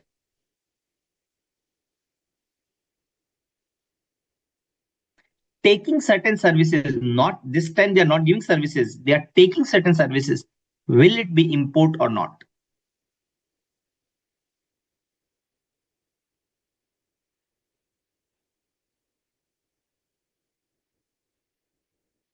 You have clarified that it will not be export, but I'm asking the question, will it be import?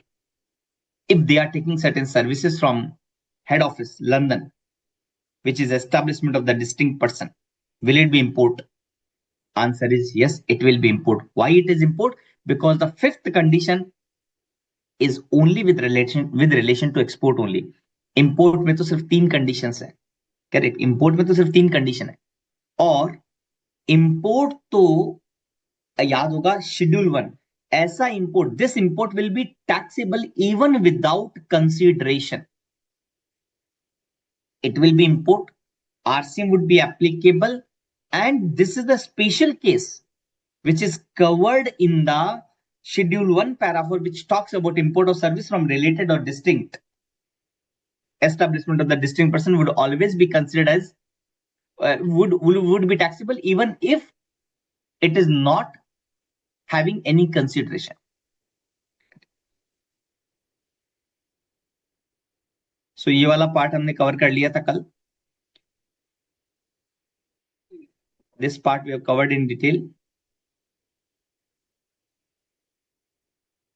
Now the common point which we have to discuss. ठीक है. Supply to the SEZ unit or developer. Supply to the SEZ unit or developer is zero rated, but all the supplies are not zero rated. Supply to SEZ unit or developer shall be zero rated if it is for authorized operation. Endorsement to this effect shall have to be issued by the specified officer of the zone. Ha. An endorsement to this effect shall be issued by the specified officer of the SEZ. Therefore, subject to the provision of 17(5), if the management services, hotels accommodation are received by the search for authorized as endorsed by the specified officer, the benefit of the zero rated shall be available. हाँ, ये बड़ा एक important point था. Service of the short-term accommodation, conferencing, banquet, etc., provided to the SEZ unit, whether it is inter or intra. Whether it is inter or intra. Just give the answer to this question. Will it be interstate or will it be intrastate? Allow me 1 minute.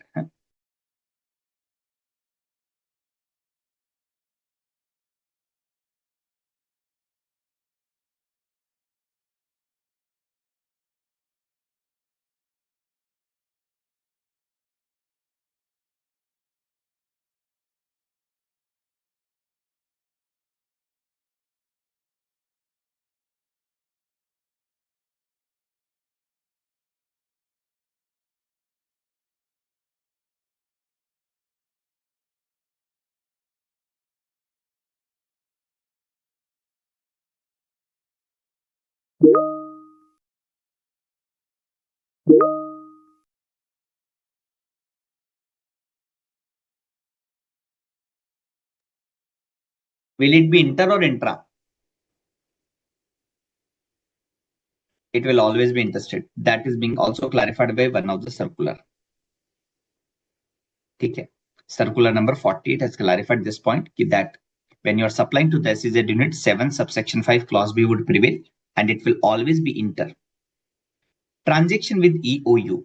Zero rating is not applicable to the EOU. There is no special dispensation for them under GST. Therefore, the supply to the EOU are like taxable as any other taxable supply.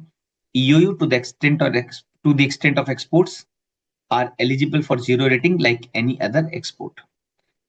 However, supply to the EOU are treated as deemed export and refund of the tax paid on the deemed export is admissible either to the supplier or the recipient. वो हम बात करेंगे कि supplier or recipient any one party can take the refund. ठीक है. एक circular था यार. Circular is not one circular which I have left and need to be covered. One second. Give me 1 minute.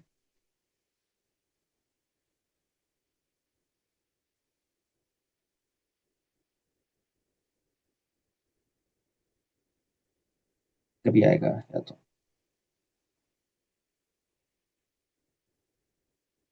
So now the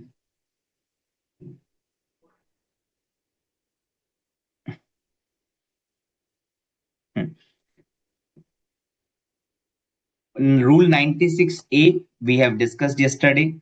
So export of the goods with 15 days after the expiry, the 3 month or 1 year after that expiry, the 1 year or the time limit as allowed under FEMA, including any extension as permitted by whichever is later, that we have discussed if the payment is not received, that we have discussed, correct? And now rule 96B, which talks about if the rule 96B kya hai? Rule 96B is exactly what we have discussed. कि that अगर goods का export किया है and if you not bring the foreign currency within the time limit as per the FEMA, then what will happen? You need to pay back the refund within how many days? You need to pay back the refund within how many days?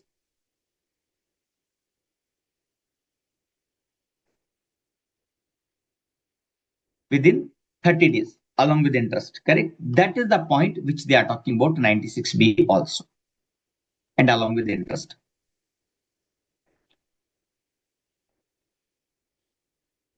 That part we have discussed. If the defaulter is more than 250 lakh, then refund. If the exporter who is exporting under LUT but he has made the default of more than 250 lakh, then in that case the LUT option will not be available. He can do the export without payment of IGST only under the bond.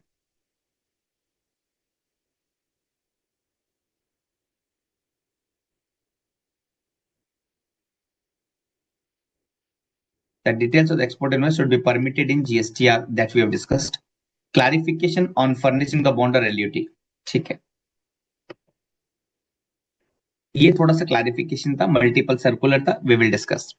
What is the validity of LUT period? The LUT shall be valid for the whole financial year when it is tendered. However, in case goods are not exported within time limit and registered person failed to pay the amount mentioned, the facility of export under LUT shall be deemed to have been withdrawn. ठीक है, अगर वो amount deposit कर देंगे, then the facility will be restored. Form for bond or LUT. The registered person shall fill the relevant form on the common portal that is available on the common portal. And LUT shall be deemed to be accepted as soon as acknowledgement bearing ARN is generated. ये बड़ा important है. See, I have furnished the LUT and immediately ARN generated. Do I need to wait for 2 days, 3 days once the officer will approve? Or do I need to take this copy of the LUT to the department and then take the acknowledgement? Answer is no. It is not required. Once ARN is generated by the system itself, it will be considered LUT is approved. Only in one case. RFD 11. Form 11. Okay. No document need to be physically submitted. Acceptance. Yeah. LUT shall be deemed to have been accepted as soon as ARN is generated. If it is discovered that exporter whose LUT has been accepted was ineligible to furnish the LUT, then the LUT will be liable to reject, and in which case the LUT would be not liable to do the export under LUT in case of the defaulter. Since the facility of the export under LUT has been extended to the all registered person, will be required to be furnished by those persons who have been prosecuted more than 250 lakh, and bond in all cases shall be accompanied by the guarantee of the 15% of the bond amount. So clarification regarding the running bond, the exporter shall furnish the running bond where the bond amount would cover the amount of self-assessed estimated tax liability on the export. The exporter shall ensure that the outstanding integrated tax liability is within the bond. So that is okay. Sealing by officer till mandatory self-sealing is operationalized. Amount of the GST. Till mandatory self-sealing is operationalized, sealing of container wherever required to be carried out under the supervision of the officer shall be done under the supervision of the central excise officer having the jurisdiction over the place of the business. Copy of the shilling report would be forwarded to the deputy or assistant commissioner having the jurisdiction. A realization of the export proceed in INR. They've given the reference of the circular, RBI master circular, that there is no restriction on invoicing of the export contract in Indian rupees in terms of the rules, regulation, direction, etc. Further, in terms of despair of the foreign trade policies, all the export contract and invoice shall be dominated either in the freely convertible currency or Indian rupees. But export proceed shall be realized in the freely convertible currency. However, export proceed against specific export may be realized in rupees provided that it is a freely convertible vostro account of non-resident bank situated in any country other than member country of Asian Clearing Union or Nepal or Bhutan. This part we are going to discuss one circular. So अगला जो बात करेंगे हम circular के बारे में बात करेंगे wherein we will get the clarity. Further, 2.6 allow the realization of the export proceed in INR wherever permitted by Reserve Bank of India. How accordingly it is clarified that acceptance of LUT for supplies of the goods or services to the country outside India or such developer or unit will be responsible irrespective of whether the payment are made in INR or convertible. Jurisdictional officer, we have already knows. Export to the Nepal or Bhutan. Export of the goods to the Nepal or Bhutan will fall in the definition of the export of the goods under IGST Act. See, the Nepal and Bhutan, if we are sending the goods, there is no problem in terms of export because the goods will be physically moved from India to out of India. But problem was services. I am talking about 1 Feb 2019, just giving the background so you will have the clarity. Before 1 Feb 2019, if I am providing the service to the Nepal or Bhutan, will it be export or not? The answer is no. Why no? Because you know the export of service, there are 5 conditions, out of which one condition is related to the realization, which talks about that amount should be realized in the foreign currency. But problem क्या था नेपाल और भूटान के case में, कि नेपाल और भूटान के case में service का रियलाइजेशन आईएनआर में होता था. Then will it be export prior to 1st Feb 19? Answer is no. See, try to interlinking, you will enjoy the discussion. तो 1 Feb 2019 के पहले रियलाइजेशन आईएनआर में क्या ये एक्सपोर्ट था? Will it be export? Answer is no. अब अगर answer उसका नो है, will it be taxable? Will it be taxable? अगर एक्सपोर्ट नहीं है तो ये ट्रांजेक्शन टैक्सेबल हो गया. Then they have given the one exemption. In the exemption notification, they are saying if you are exporting the service to the Nepal or Bhutan, it is exempted. क्या relief मिलेगा? What relief they will give? What relief they will receive? कि do they need to pay the tax? Do they need to pay the tax? Answer is no tax, because it is exempt supply. Now tell me, if some transaction is become exempt supply, what is the replication? But it will attract the reversal of ITC. Absolutely correct. Again, how? If suppose I'm asking the question, then give the answer. Please give the answer. If government like no reversal of ITC, then what to do? In that case, क्या करना पड़ेगा उन्हें? What they have to do?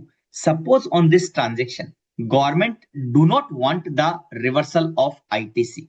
Make it export? Answer is no. It cannot be export because the definition is creating the problem. So one solution is zero rated export. What is the other solution? I'm talking about second solution. Second solution. And I really appreciate if you can give the answer. What is the second solution? Nahi. Permit. See, Yogesh, what was the problem? The definition is the part of Act. Section 2 clause 6 is written in the Act. Whether Act can be amended multiple times in a year? क्या Act को amend किया जा सकता है जब चाहे बार बार? No, because it can be amended through budget. Parliament session, correct? Budget. It can be amended through budget. तो budget मतलब क्या होगा? तो जब एक्ट बना जुलाई 17 में, तो उनके पास जब problem I, then what was the solution? That they can bring the same in the Finance Act 2018. But तब तक क्या करें? See, you do not want the tax, you have added the exemption notification, one line item, but it attracts the reversal. What to do? Can you tell me one thing? And you can correlate with this. I'm just giving you the hint, not the answer. Whether MEIS duty credit script require the reversal of ITC. Whether MEIS duty credit script require the reversal of ITC. Whether bank interest which I'm earning which is exempted, whether it requires the reversal of ITC. Answer is no. Why no? Give me the reason why no. मैंने आपको दो example दिया कि bank interest and MEIS duty credit script does not require the reversal of ITC. Now I am asking the question why no. You give me the answer why no. And वहां पे ये तीसरा line item before 1st Feb 2019, the third line item was the third one more clause was there. If you are exporting the goods to the Nepal or Bhutan, you are not required to reverse the ITC. That was the additional clause. तो जहां पर आज bank interest does not require the reversal of ITC, MEIS or duty credit script does not require the reversal of ITC. With that, there was one more clause कि goods का export to the Nepal, service का export to the Nepal or Bhutan does not require the reversal of ITC. Explanation to the section 43, to the rule 42 43 है ना, और 43 के नीचे explanation में ये दो क्लॉज है, उसमें एक क्लॉज ओमिट हुआ है, and that was this clause. Is that clear? Is this clear कि अगर गवर्नमेंट आईटीसी का रिवर्सल नहीं चाहता किसी भी ट्रांजेक्शन पर, what is the solution? They will add in the explanation to the rule 43. They will add in the explanation to the rule 43. Shall I show that explanation? एक minute रुकिए, मैं दिखाता हूँ and you will enjoy that discussion. मैं एक minute दीजिए, मैं directly government की वेबसाइट से ओपन करके बता रहा हूँ, या हम अपने आईसीए वेबसाइट में भी आईटीसी के चैप्टर में चले जाएंगे ना तो मिल जाएगा।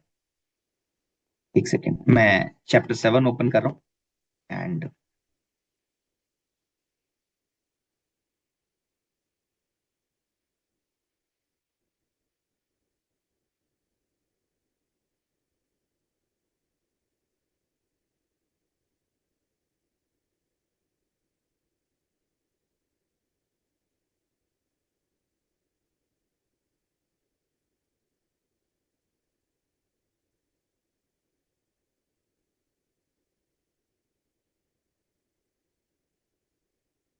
यहाँ पर page number 53, exempt supply will exclude supply the service by the interstate sector, and second is MEIS credit script. Let me show you on the website, so you will find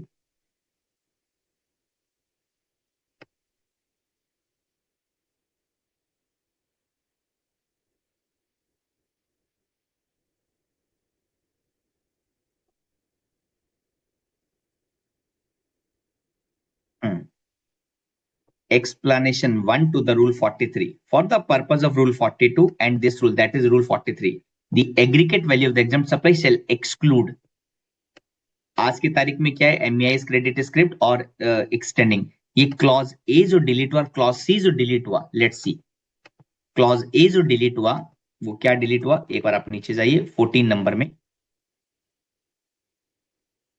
omitted by the notification number 3 by 2019. Open that notification.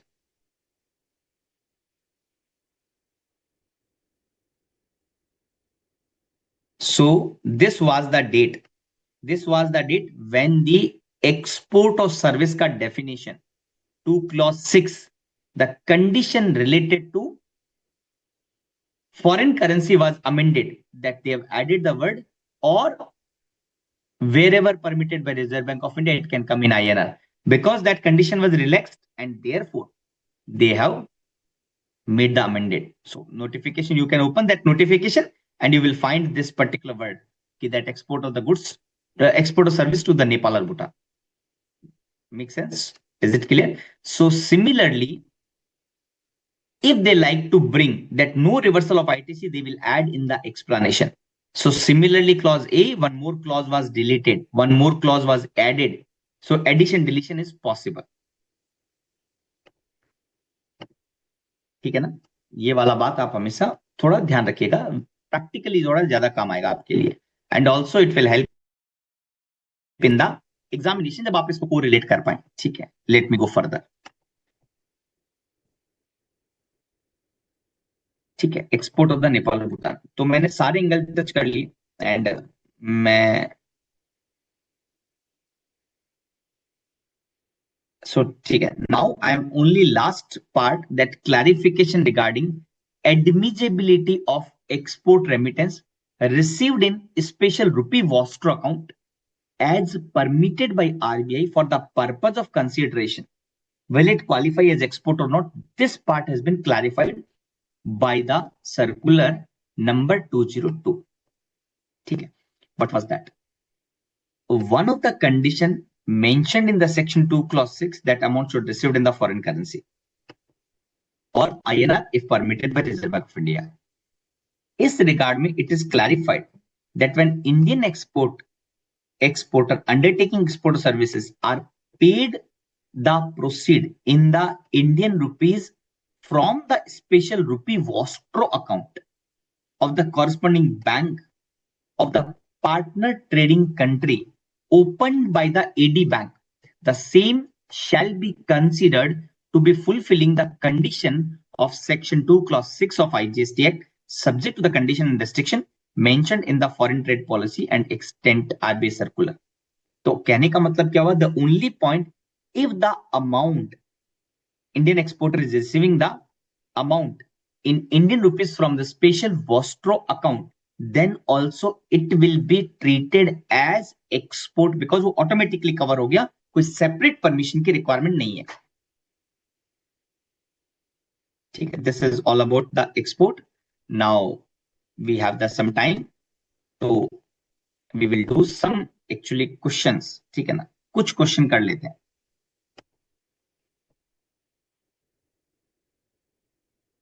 कुछ question answer कर ले. Revision काफी कर लिया हमने, कल भी revision किया था, आज भी रिवीजन बीच में किया था. तो let's move to some practical जो उन्होंने question back. If you have any question you may ask. And meanwhile अभी मैं क्या कर रहा हूं, मैं एंड ऑफ द चैप्टर में जा रहा हूं एंड जो भी इनके क्वेश्चन है I will try to solve that question. How import are taxed under GST? How export are taxed? No. It is necessary to execute the bond? No. Ha.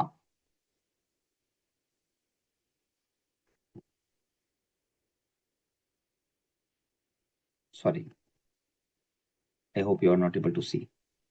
Now is it visible ना? Question पढ़िए. A Limited enter into an arrangement for the sale proceed. Read the question, give me the answer. Just 1 minute.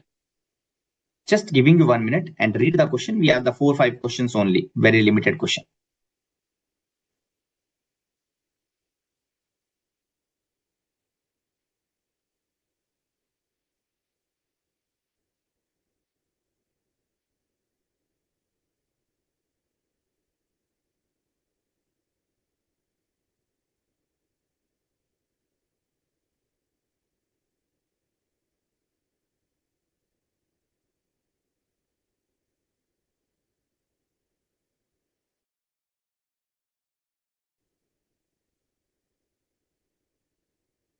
छोटे छोटे question है.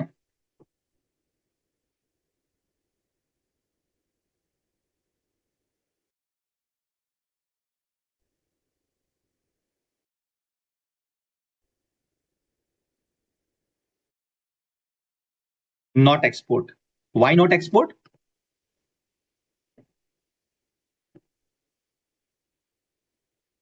Because for sale of the goods within Birium company based in UAE, B Limited required to C Limited company based in Karnataka. Whether the transaction will qualify, answer is no. And why no? Because there is no physical movement. There is no physical movement from India to out of India. Correct. Next question. A Limited is making zero rated supplies which are. अच्छा आपने चारों पांचों question पढ़ लिए क्या?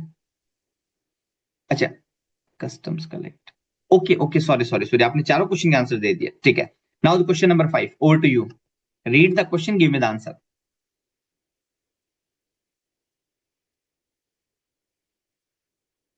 Question क्या है? A Limited is making zero rated supplies which are also specifically exempted from GST. Company has paid the income tax, input tax of rupees 2 lakh on input and input service which have been used exclusively in effecting zero rated supplies. Okay.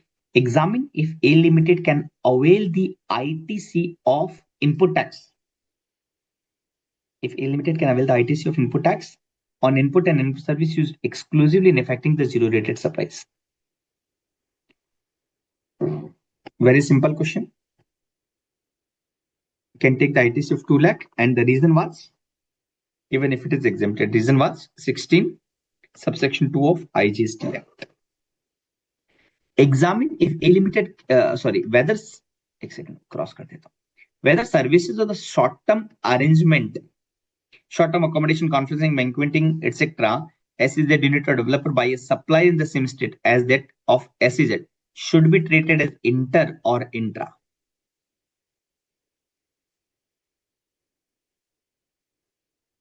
The answer is interstate.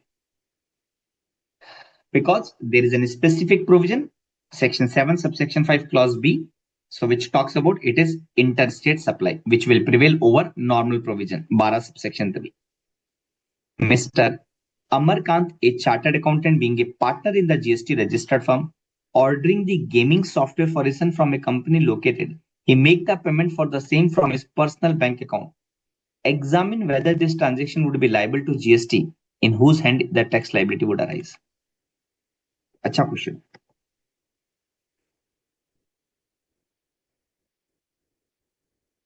Online supply the gaming software है. मैं online money gaming की बात नहीं कर रहा हूं. Please do not mix with the online money gaming. So that is online money gaming means we are playing the game online and which involve the money In the absence of the information, we will say that it is online money gaming. No, it is not online money gaming. We will treat the same as not online money gaming. Yes, it is OIDAR. It is OIDAR. Okay. And who will pay the tax? Who will pay the tax?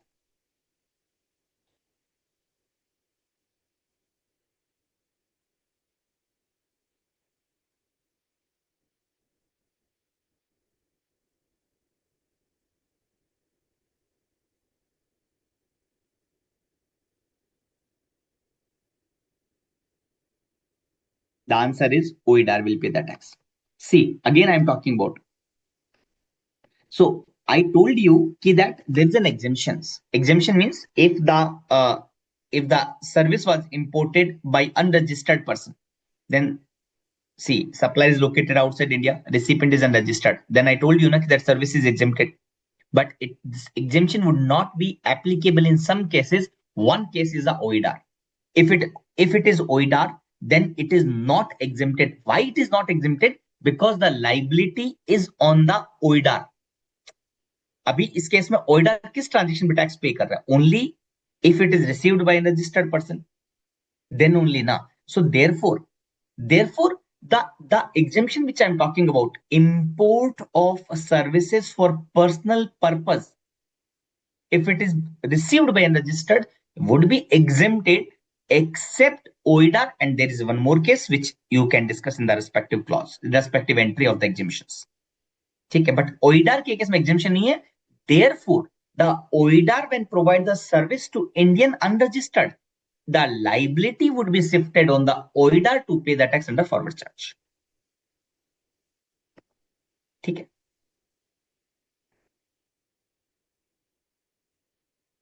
Give me the answer.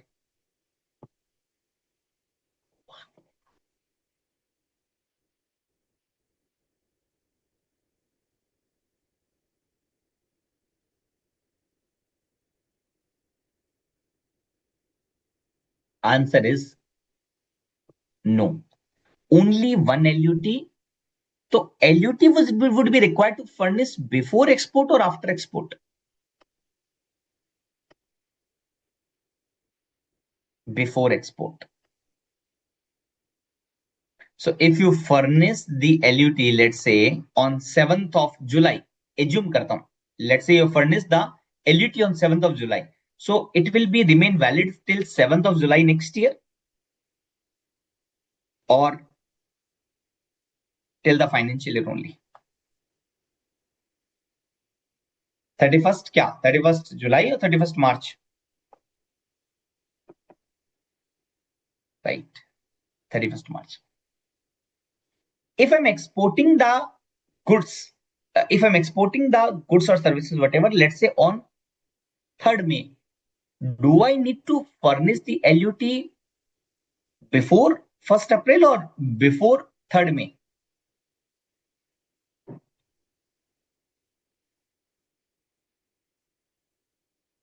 मुझे LUT before start of the financial year file करना है या मुझे LUT before export file करना है? Like in example, like in this example, I have exported on 3rd of May. Let's say I have exported on 3rd of May.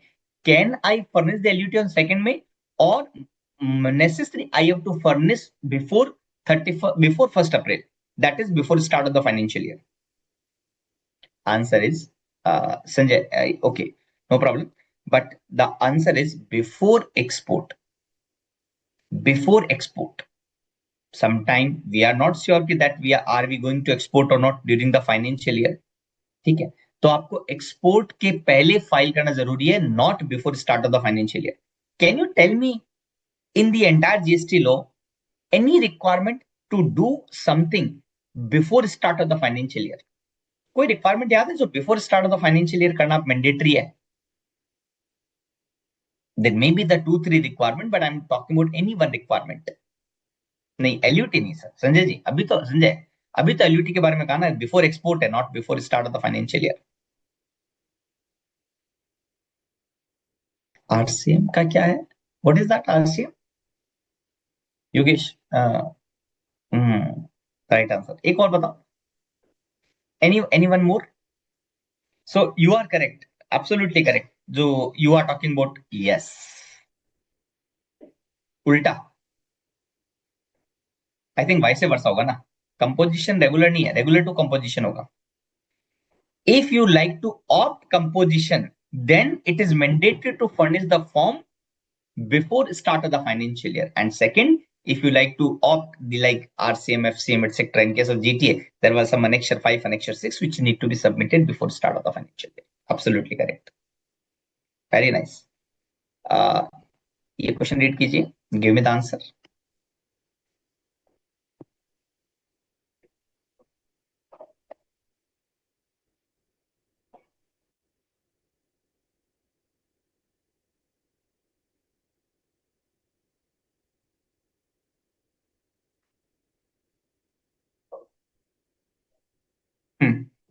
What would be the answer?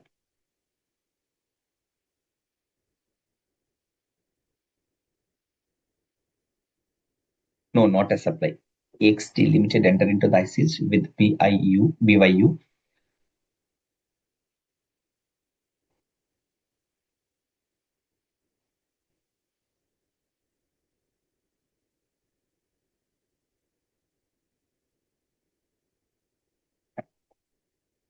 Correct.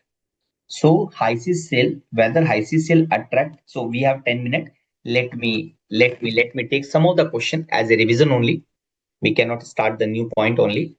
We have to cover जो भी मैंने cover किया है ना, तो हम लोग है ना slightly revision कर लेते हैं. जो revision मैं already करवा चुका हूँ उसका मैं नहीं करूंगा obviously. ठीक है. So which two transactions of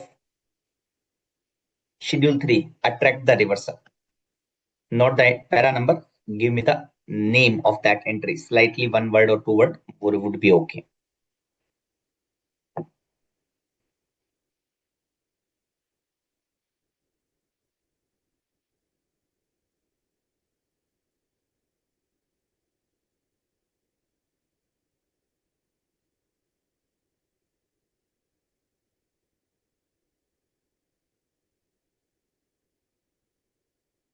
So first is land.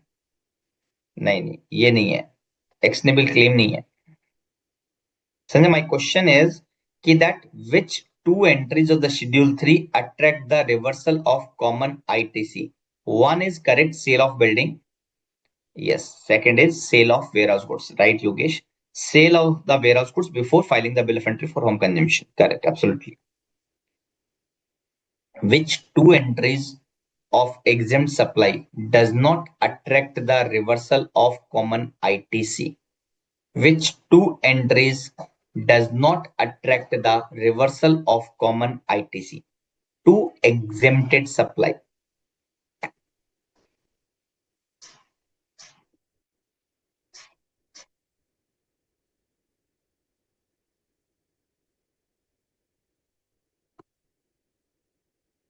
Interest from bank, absolutely correct.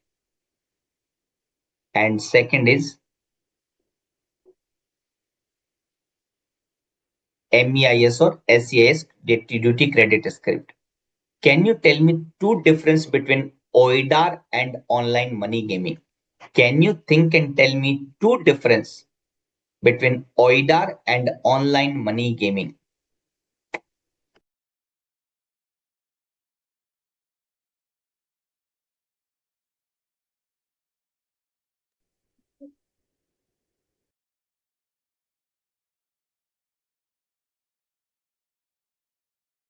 Sanjay, Ayush, are you there? Try to give the answer ना, जो भी आपको याद आता है, whatever you know. हाँ, Sanjay right and Yogesh is also right. So, Ayush जो भी इच्छा करे ना पार्टिसिपेट करो, whether it is right, whether it is wrong, doesn't matter. In case of online money gaming, the supplier is liable to pay the GST always under FCM, even though the recipient is registered person. But in case of the online OIDAR, if the recipient is registered, they will pay the tax under RCM. And first main जो हम कई बार बात कर चुके हैं, OMG is goods and OIDAR is service.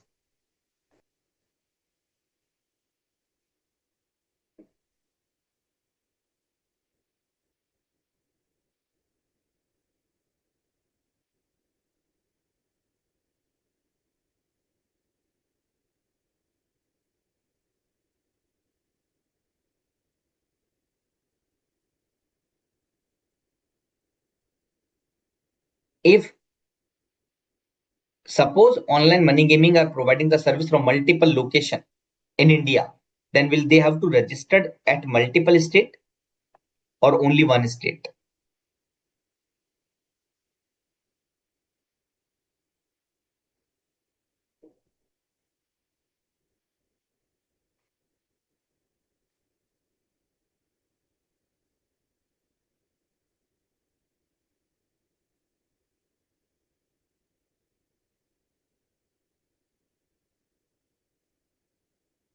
Simplified registration scheme is applicable, and therefore they need to take registration and only in that which whatever it is notified. As of now, it is Bangalore.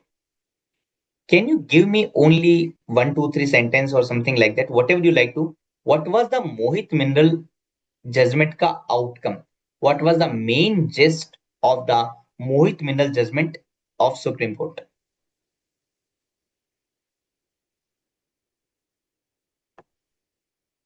उन्होंने एक levy को खत्म किया था. They have struck down one entries. Main crux क्या है? किस transaction पर जीएसटी नहीं लगेगा? राइट आयुष, थोड़ा मोर स्पेसिफिक. किस ट्रांजेक्शन पर?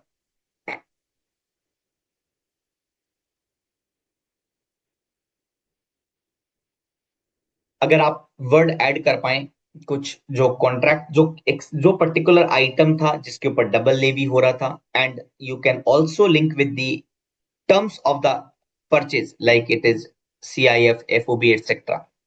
Very nice Ayush. Right, correct. So if it is CIF purchase, then on ocean freight, additional RCM would not be levied. What was the main reason? क्यों levy नहीं होता था? Why they have struck down this entry?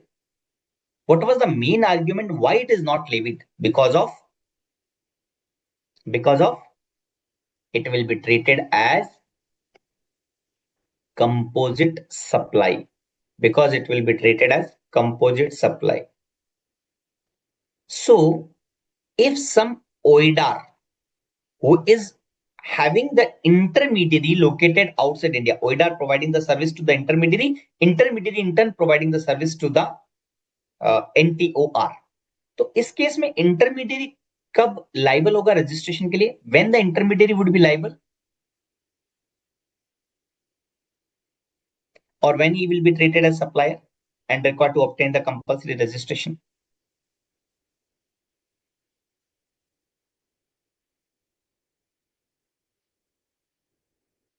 Or you can say when he is not liable for compulsory registration.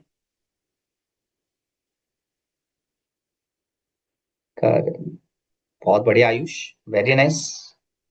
तो अभी तक आपने फिर participate क्यों नहीं किया? इतने बढ़िया आंसर दे रहे हो यार. Why you not participating till now? Always participate. ठीक है. तो कब ये कंपल्सरी रजिस्ट्रेशन में फॉल करेगा? अगर वो खुद सर्विस प्रोवाइड करता है, अरेंज और facilitate. And when he will not be liable, नहीं है लाइक टर्म्स एंड कंडीशंस में इनवॉइस पर क्लियरली स्पेसिफाई कर दे, he is not having any मतलब कि डिलीवरी पर टर्म्स कंडीशन में पेमेंट में इन्वॉल्व नहीं है, in all this cases it will not be liable. अगर उनका रिप्रेजेंटेटिव इंडिया में नहीं है और उनका कोई प्लेस भी नहीं है, इन that case OIDAR, how the tax will be paid? If this ECO or this OIDAR has neither the physical presence nor in the taxable territory, then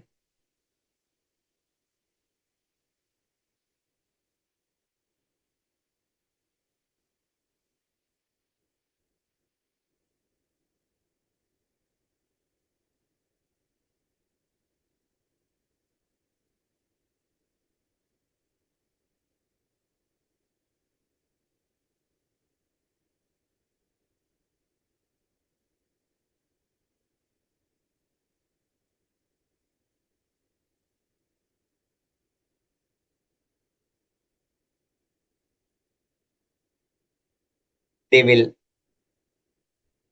नहीं, आयुष, ये है ना 3 क्लॉज के लिए है.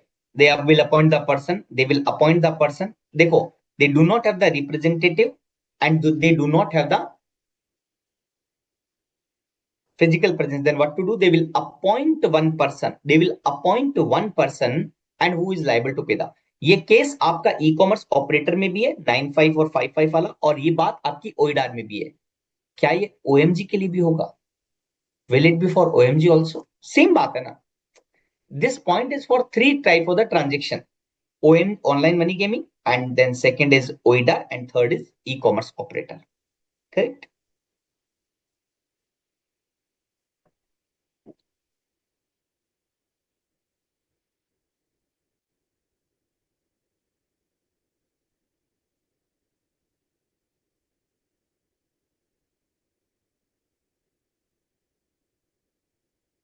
So if I am making the supply to the SEZ unit for non-authorized operation, still it will be interested or it will be intrastate?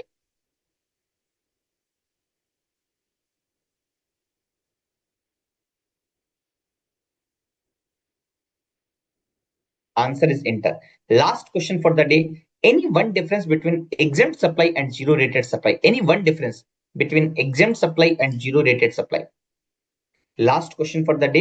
एक difference बता दीजिए मुझे एग्जेम्प्ट सप्लाई का और जीरो रेटेड सप्लाई का.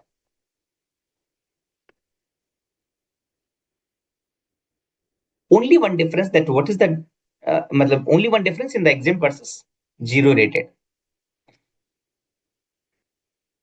Correct, reverse. बहुत बढ़िया Yogesh. Reversal of ITC in exempt supply, no reversal of ITC in zero rated. Very nice. Sanjay, zero rated is treated as normal supply, means taxable supply. Absolutely correct. No ITC refund, but yes, very nice Ayush. तो मतलब क्या होगा, यहाँ पे मैं ITC ले पाऊंगा, यहाँ पे नहीं ले पाऊंगा, बट यहाँ पे रिवर्स करना पड़ेगा. हाँ, अगर मैं एक्सपोर्ट करता हूँ, जीरो रेटेड करता हूँ, तो I can take the refund of ITC also. And in case of domestic transaction, अगर एग्जिम्प्टेड सप्लाई है, तो I can not take the refund, rather I can not take the ITC also. Correct, I have to reverse the ITC and no refund. Absolutely correct. So by this, we have completed the import-export chapter completely. And now in the next class, we will start with the refund chapter. Very important. ठीक है, तो refund के जो 2 classes होगे ना, वो बहुत important होगी. टाइट शेड्यूल होगा, सो रिमेन फुल रिमेन, मतलब कि means remain would and give the participation like you are doing currently. Thank you very much. We will meet in the next class. Ashok ji, मेरी तरफ से कंप्लीट आज का सेशन. Thank you.